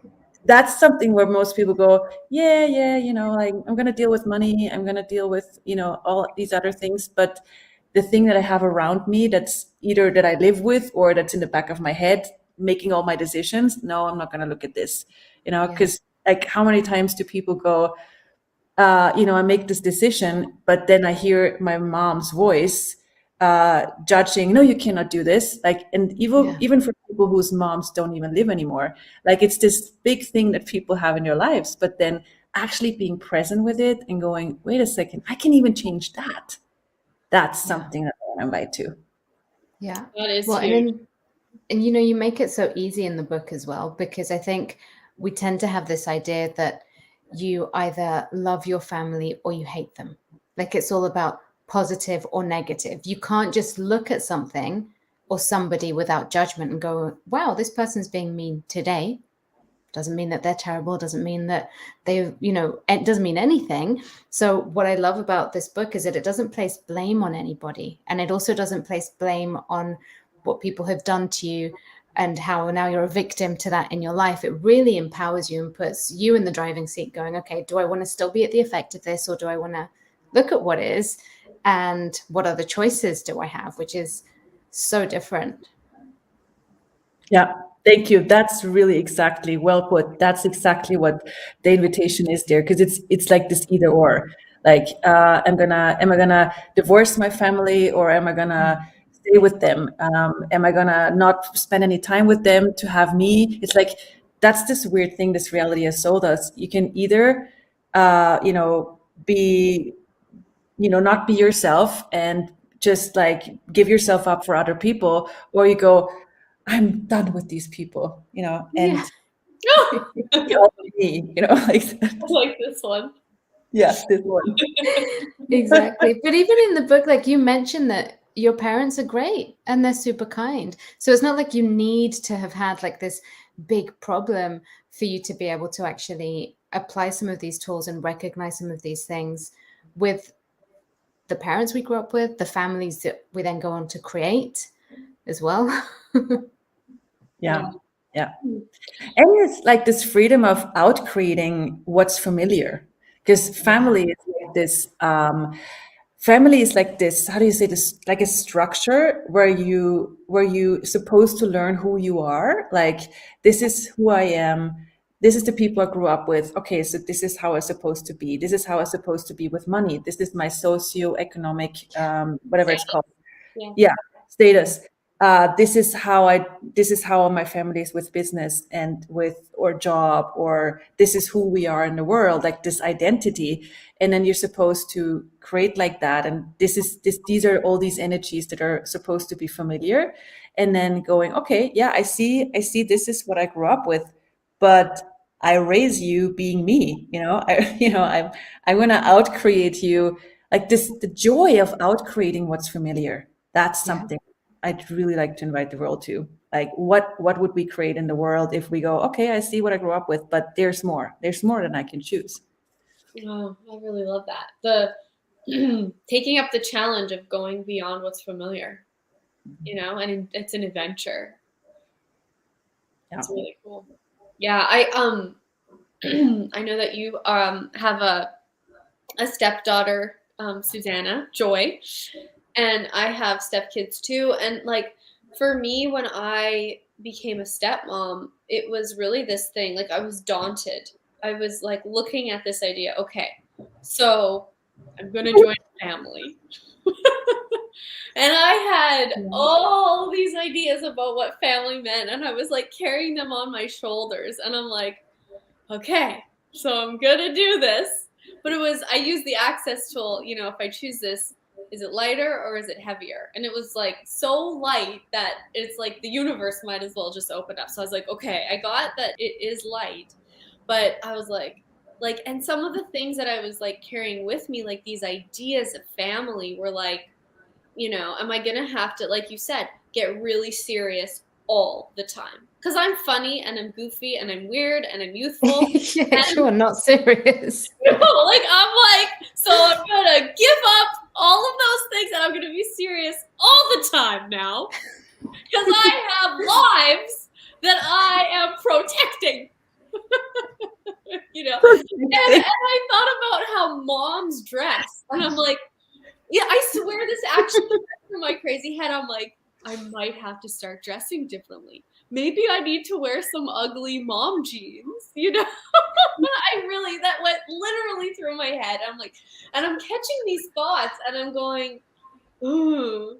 And I went, okay, so if I'm going to do this, I am going to have to use the Access Consciousness tools on overdrive, all the tools that you have in Fairy Tale Family. And I'm going to have to use them. And I did, and I used them. I had to use them more. That experience has given me more of me than I think anything else I've ever chosen, because I had no choice but to destroy all of this baggage of what a family is, or completely lose myself and shrivel away into this. And have to wear mom jeans. Yes. Mom jeans. Seriously. I'm getting all these pictures in my head. It's really funny. But now you're sexy mom. I like that. Yes. It's a new style. I invented it. Yeah. But I just love what you're saying about how, like, we have to think one thing about our family. They're a good family or they're a bad family, or this is, it's like, everything about this book is about taking these huge cultural definitions and going, do I really want to live under that? Or can I completely reinvent this? And that's something, because you mentioned the stepmom thing.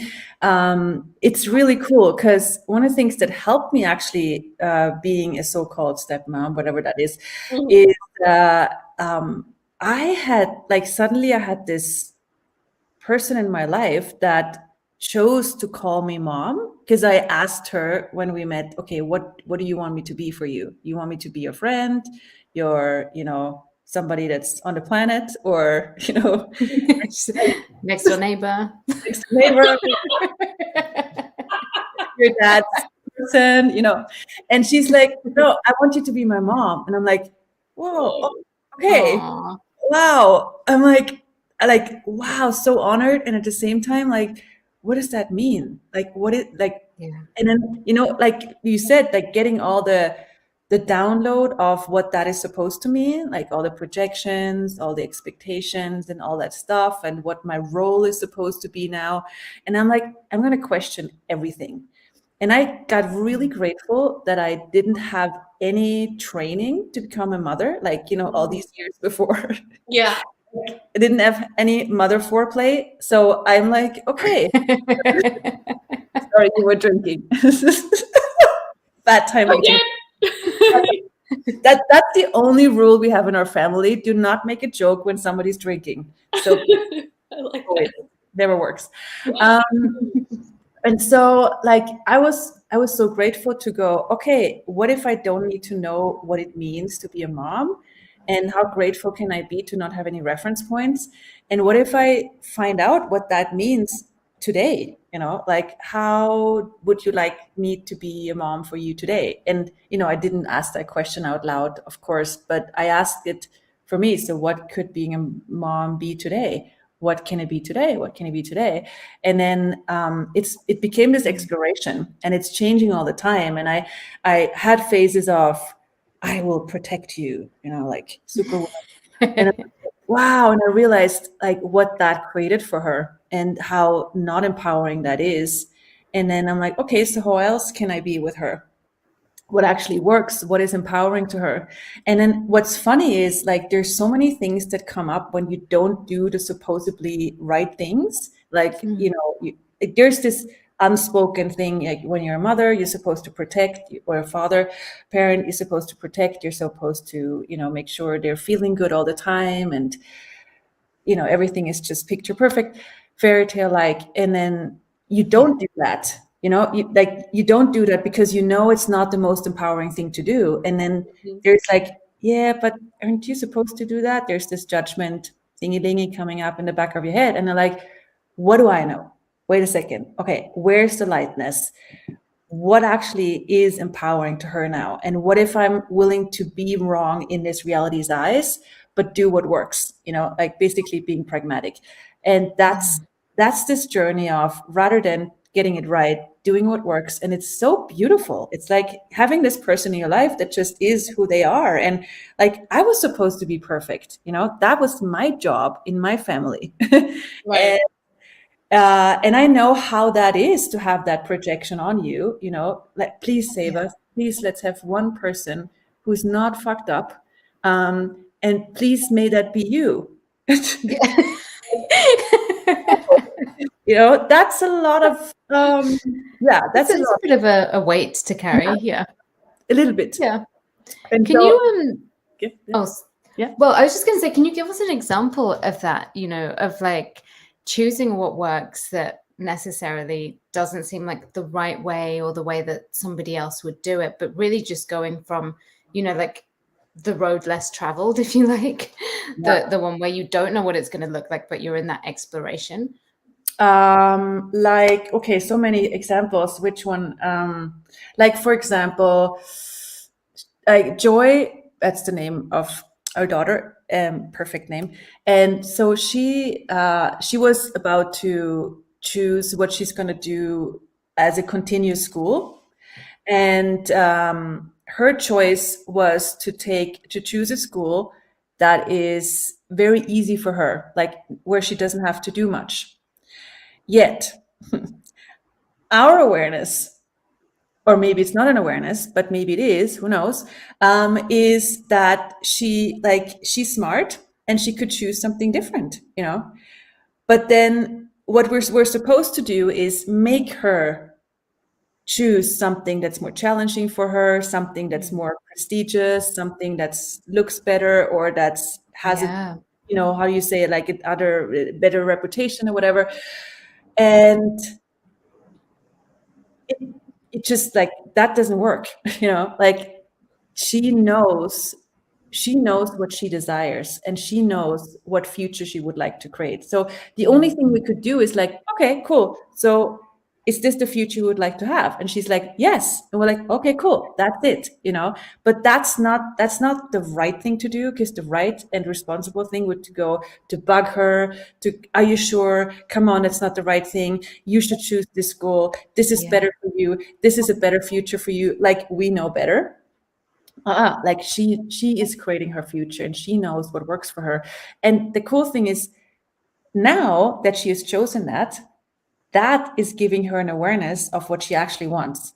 So now she's doing something different, which, but and it's the same with so many other examples. Like, if we would have, how do you say, like, bugged in, or how do you say in English, if we would have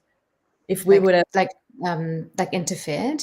That if we would have interfered more, like, what would that have created?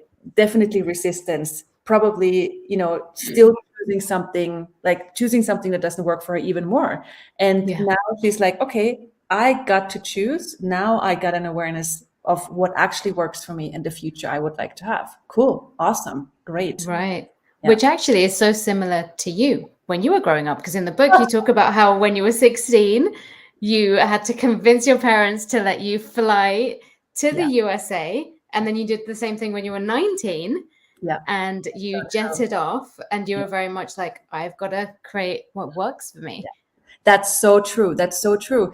Yeah. And I knew like 16 and 19, I grew up in Austria, and it was like a Catholic girls' school and very strict and rules. And I'm like, I gotta get out of there. Like I need to find something that actually is me, and something that actually creates my future. And that's something I'm like, okay, I went to the States when I was 16, and when I was 19, I chose to live in Sweden, and it was horrible for my family, and they had a lot of stuff coming up, but I just knew this is what I got to do. And I'm so grateful for these choices. And I guess most, like all of you guys listening, it's like, what choices did you make that your family wasn't happy with, but you knew, I have to do this. This is what I require to create my future. Yeah, definitely. And that's a huge tool in access consciousness, is that willingness to, nobody can stop you. That willingness to be that which nobody can stop, no matter what. And I think that that's so true for all of us we're different, looking for a different possibility, different tools. It's like, the one thing, if you've gotten this far, is because nobody in your life has been able to stop you. Exactly. And then it's funny because people think that their family can stop them. And if you out there have that point of view, I would highly recommend ask again. Is that true?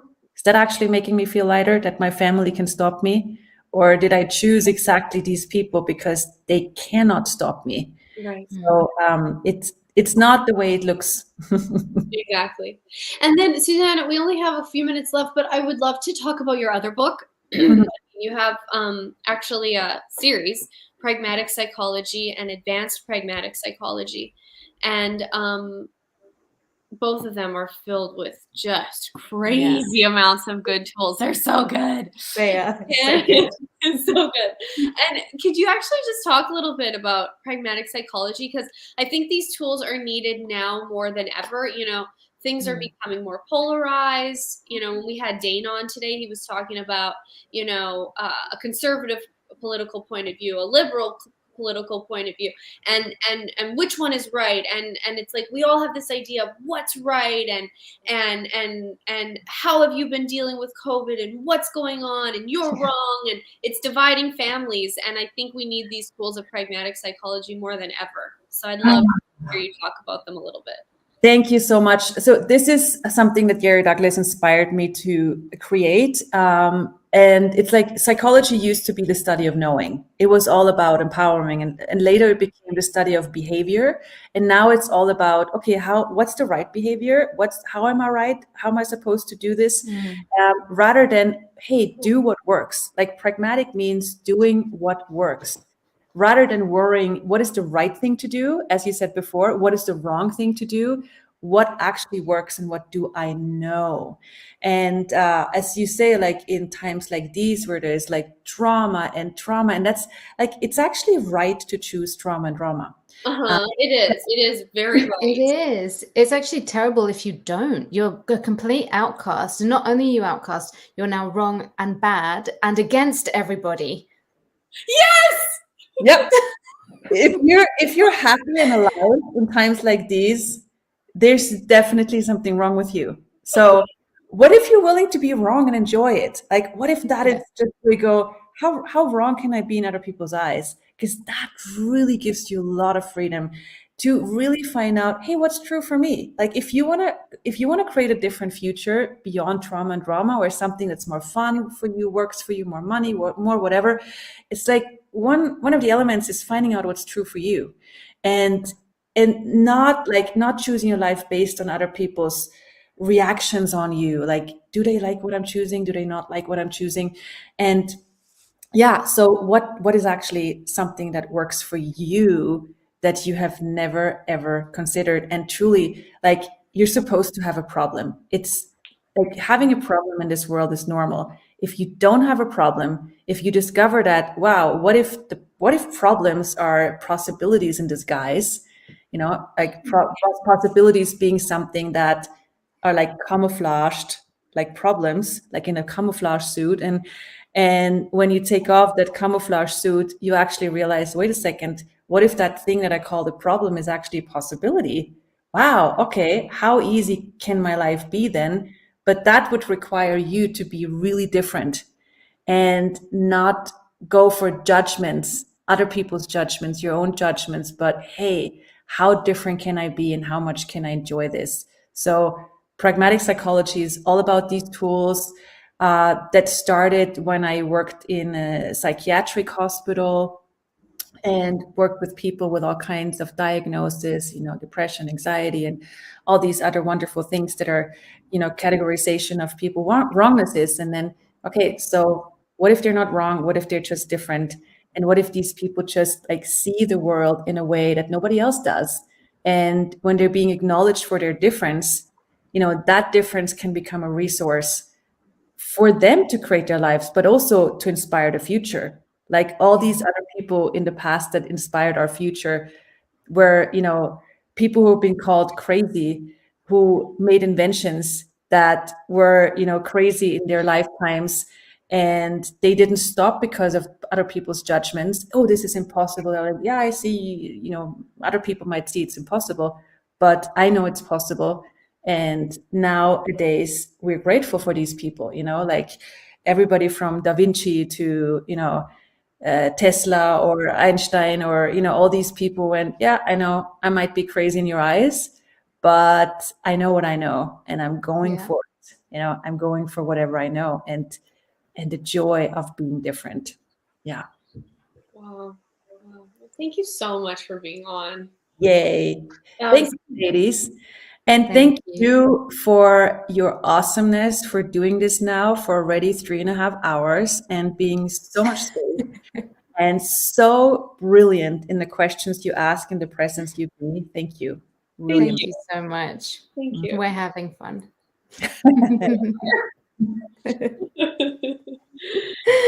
Thanks, Susanna. Thank you. Bye. Time. Awesome.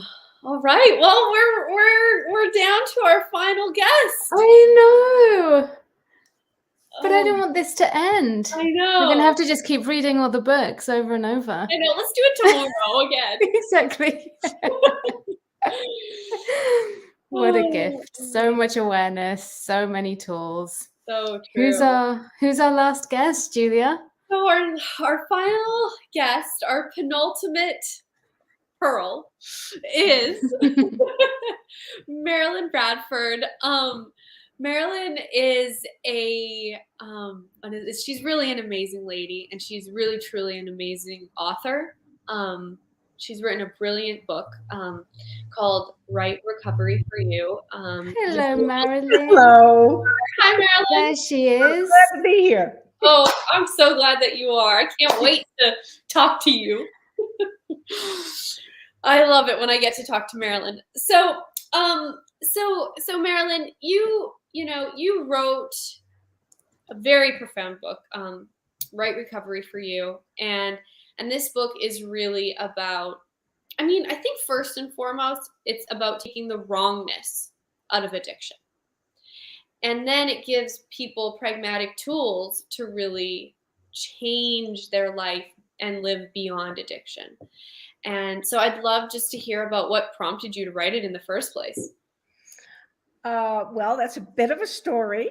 But we've got time. We want to hear. Some years ago, I was diagnosed as an alcoholic, and I did all the traditional kinds of things, and I was in therapy, and I was leaving a marriage, and I was also depressed. And my therapist said, I said, I don't know what I'm going to do with my life. And he's like, I think you'd be good at this. I think you should be a therapist.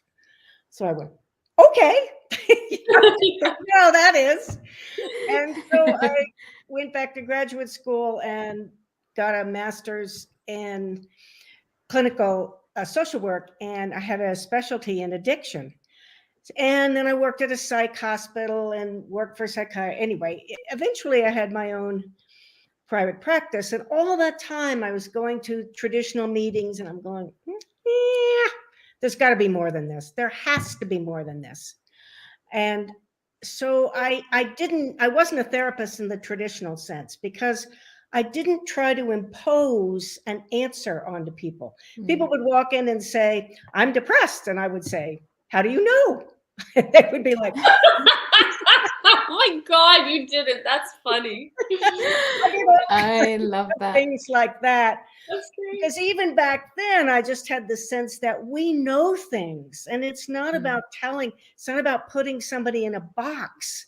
You know, you're a bipolar, you're a this, you're a that. And I found a lot of misdiagnosis from psychiatrists during my time as a therapist. But anyway, eventually I found Access Consciousness for no other reason than I'm a seeker.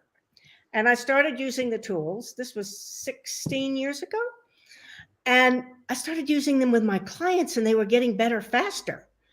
And so I said, Gary, you think we could do something with addiction and access? And he said, absolutely, yes. And at that time, there was one right class. It was Right Body for You. I said, how about Right Recovery for You? He was like, I think we can do a whole bunch of rights. So that's how all the right things got started. Oh, thanks, Marilyn. I didn't know that. That's wonderful. Yeah, it was fun. You know, Access was much smaller back then. But so I was starting giving classes and this and that. And Gary's like, you have to write the book. You have to write the book. You have to write have you written the book? You have to write the book. Finally, I wrote the book. And one of the things I want to say right off, people think addiction is about alcohol and drugs. It's not at all. Addiction is an energy looking for a target. That's all. And it can be trauma drama. It can be being right. It can be all different kinds of things. Being the healthiest person. You know, it can be making a lot of money. Some addictions are very socially, culturally sanctioned, like making a lot of money. And some addictions aren't, like smoking or sex or things like that. But it's all the same energy of where people have a sense of not fitting in, of being wrong, of being different. So they find a substance or behavior to sort of leave themselves. They make this greater than themselves. And when they're in their addictive behavior, they're not present, they're not connected to their body.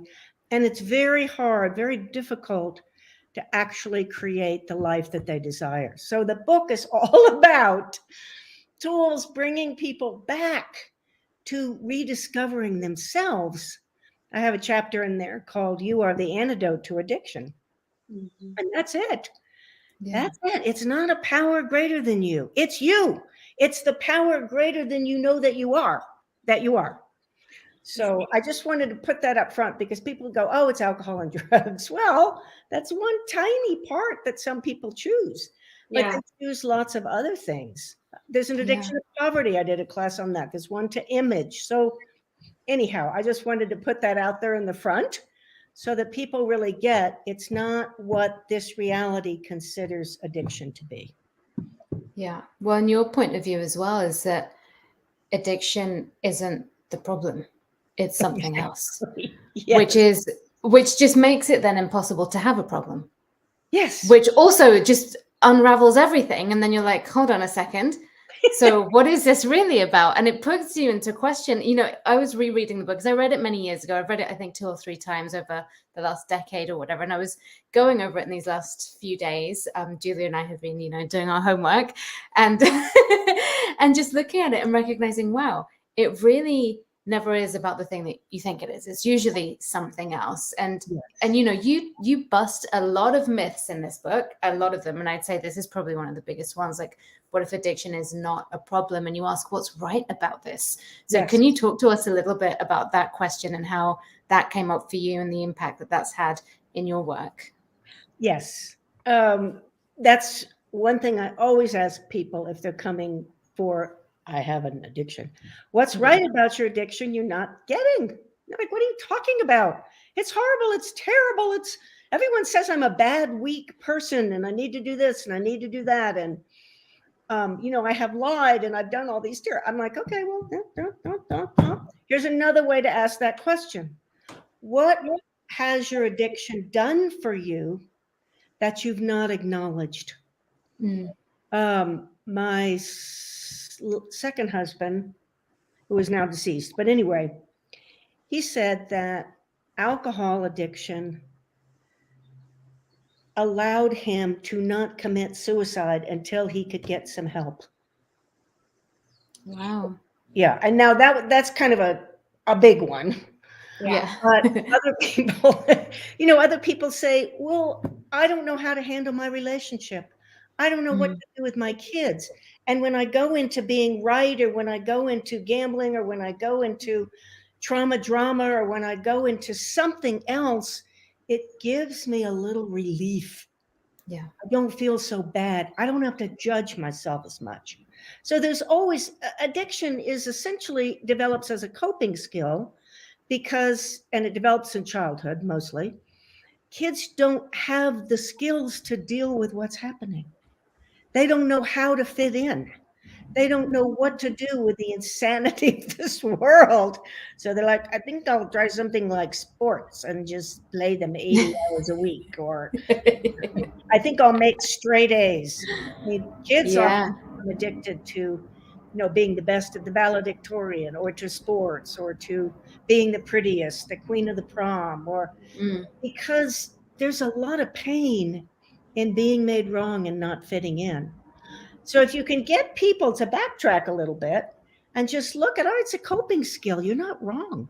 In fact, it probably saved you from a lot of things, like being home when your parents were fighting, or, just having to acknowledge how insane your teachers were.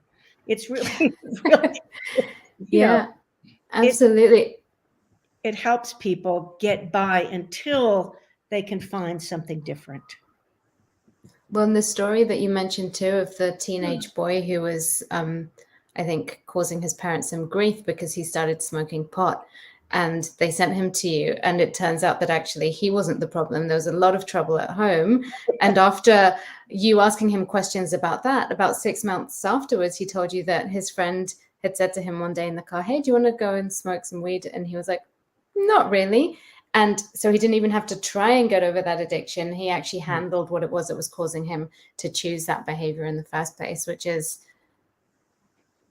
really incredible. Well, and the interesting thing about that, the first day he came in, he said, all right, you can't talk to me about marijuana. I'm like, okay. Really? He never did until he told me that. What do you want to talk about? Well, I'm in a band, and, so we just went with what he chose to talk about and what he chose to expose, which was all about, hey, you know what, kid, you're pretty darn cool. I didn't say it quite like that, but encouraging him to acknowledge the talents and abilities and greatness that he was. And that's what came out of it in the end. But that's often the case, particularly with kids. I worked at a psych hospital, and we had what we call the identified patient, which meant the family came in and they said, Mary's the problem. Johnny's the problem. We're really good. We have the perfect family. We went, okay, probably. Family therapy is in order. I didn't know that was a thing. Yeah. Wow. It was rarely the person who was identified, but they were doing the best they could. Okay, they want me to be the problem, I'll be the problem. Right. They were satisfying their parents' desire for them to be the problem, so their parents didn't have to look at what was going on. And that That's comes powerful. up a lot. That's powerful. Yeah. That's a deeply intelligent way of looking at the situation, Wow. Wow, it's so amazing. I just love the what do I want to call it? The way that wrongness is just taken out of the equation. Like, it's pretty hard to talk to you, Marilyn, and leave without feeling way like just you'd really help dissolve, dissipate, destroy, and create that wrongness. And that's what all of Right Recovery is designed to do. Yeah. Yes. In fact, I was 2 years into it when I realized that all of the things that we think about as addictions are actually secondary addictions. And the primary addiction is to judgment and the wrongness of self. Wow. It is. And one of the reasons that traditional treatment doesn't work very well, 13, 14%, is that it's never addressed. Everybody's like, you have to stop drinking. Now, sometimes that's actually true. And what I tell people is, I would never tell you to stop doing your addiction unless it's harming you, which all addictions are, but in different ways. But seriously, harming you physically until we can get to some other kinds of things. And don't do drugs because it's illegal, and that's just a mess of trouble. I mean, it's very practical in that approach. Yeah. But that whole sense of wrongness underlies all of it. And once you get that, hey, you're not wrong, you're just different. You were a lot smarter than your family and many people in your school. And, you just, what if you weren't wrong? Yeah, absolutely. Well, even, in the book, you talk about being at school and believing some of the things that your teacher said, or thinking, okay, I should believe this about me then, that they're telling me about what I'm capable of, not capable of, what my personality is like. And then realizing when you grow up, you're like, they were kind of idiots. Why did I why did I take on that point of view? that part made me laugh so much, because it's so true. We're listening to all these things as though there's got to be truth in it. Yes. When it may not be relevant. Yes, absolutely. And that's one of the things I love to help people look at is, whose point of view are you buying about this? Yeah. Oh, that's my mother's. Oh, well, if you weren't buying that point of view, and I use this question with all kinds of things, but if you weren't buying that point of view, what would you be aware of? And it's all about introducing the idea that they can be aware of what's true for them, which nobody has ever told them. So I really work with that. If you weren't choosing to have a cigarette right now, not that it's wrong to have one, but what would you be aware of? Oh, and I think I tell the story in the book about the young woman. Now, this was in Texas. In Texas, we like our margaritas. But anyway, I lived in Texas at the time. And she hadn't been drinking for a few weeks. And she said, well, I'm going out with my friends and we're having Mexican food. And I always drink margaritas with Mexican food. I don't know what to do. I said, have a margarita. She said, really? I said, yeah, just drink it with awareness. And you pick it up, you smell it, you have a little taste. How does it taste in your mouth? Does your body change? How do you feel? She said, okay, I can do that. And she came in the next week and she said, I found out I don't even like margaritas. No way.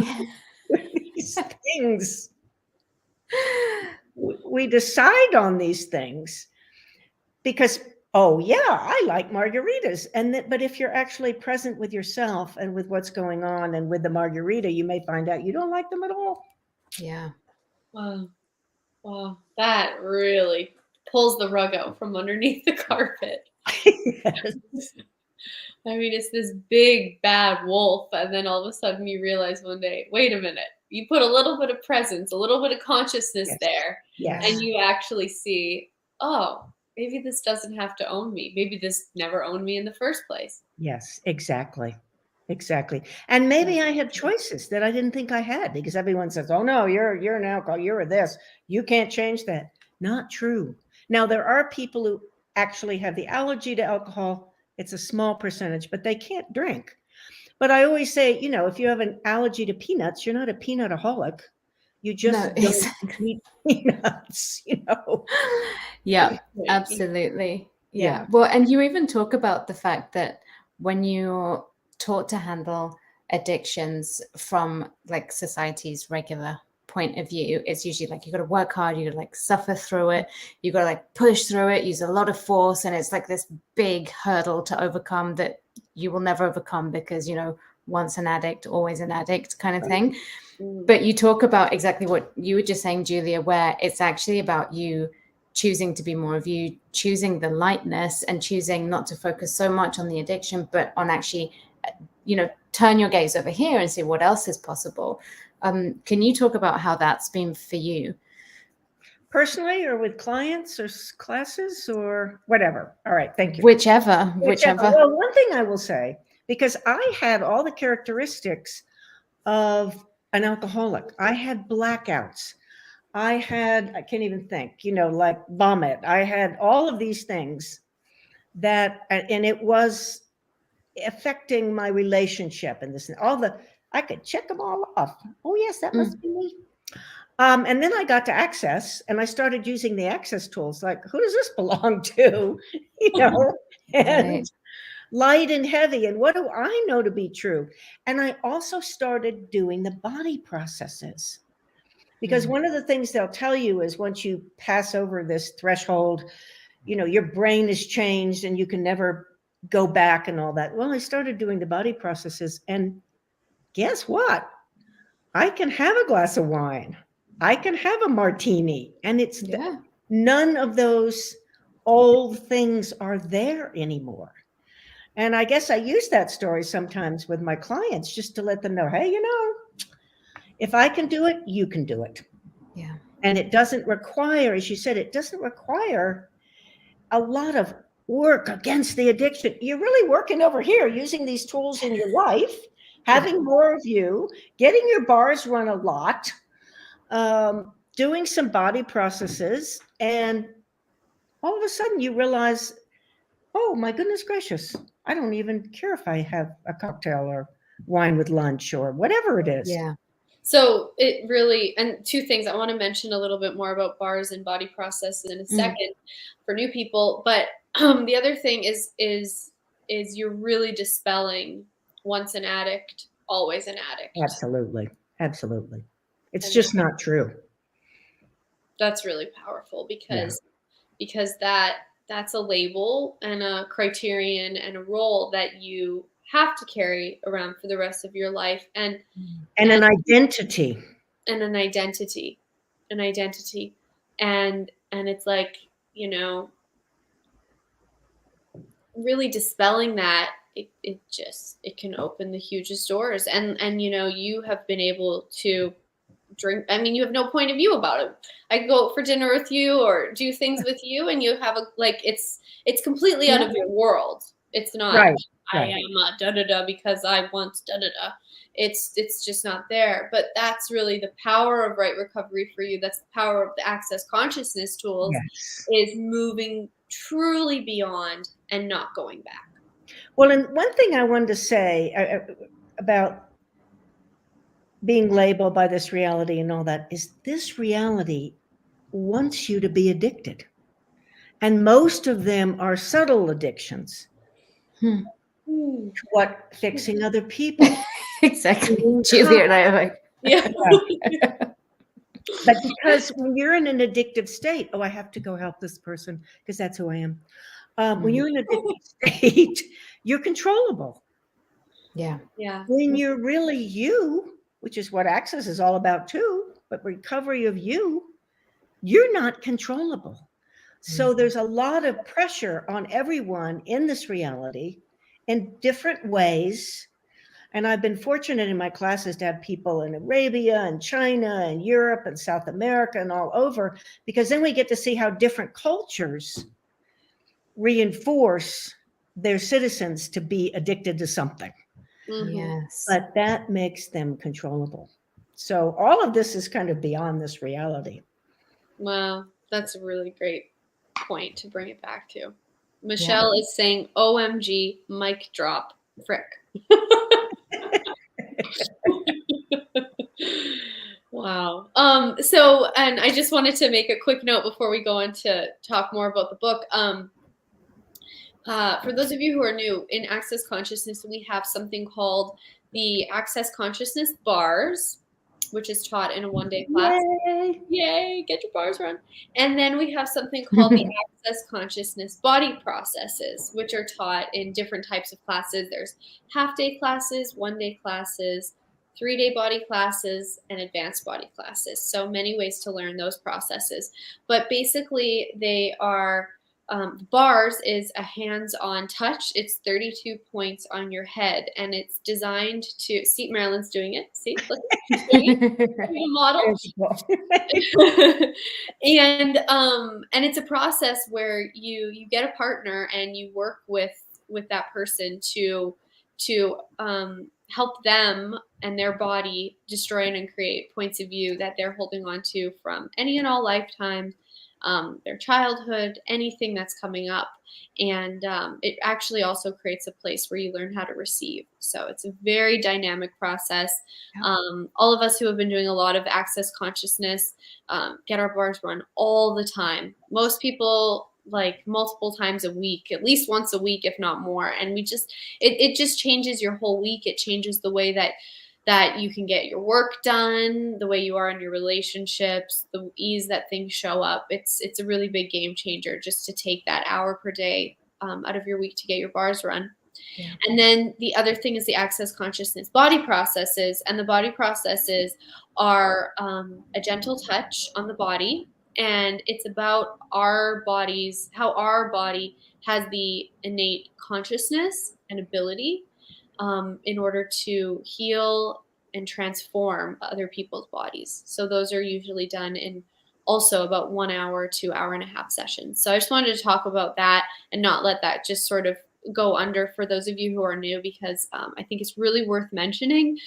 We've had a big day of conversation about books, and that's also another really powerful tool of access consciousness is getting your bars run, having these body processes run, and they're really healing, nurturing, and they're all designed to dispel that self-judgment, that wrongness, and just have more peace.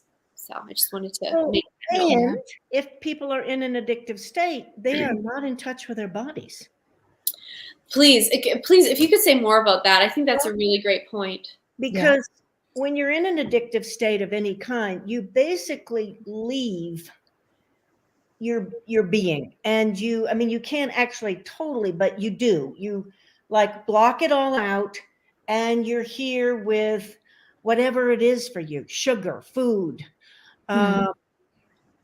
being less than. That's another great addiction. And you can't be with your body if you're not being present in your life, if you're not being you and being present.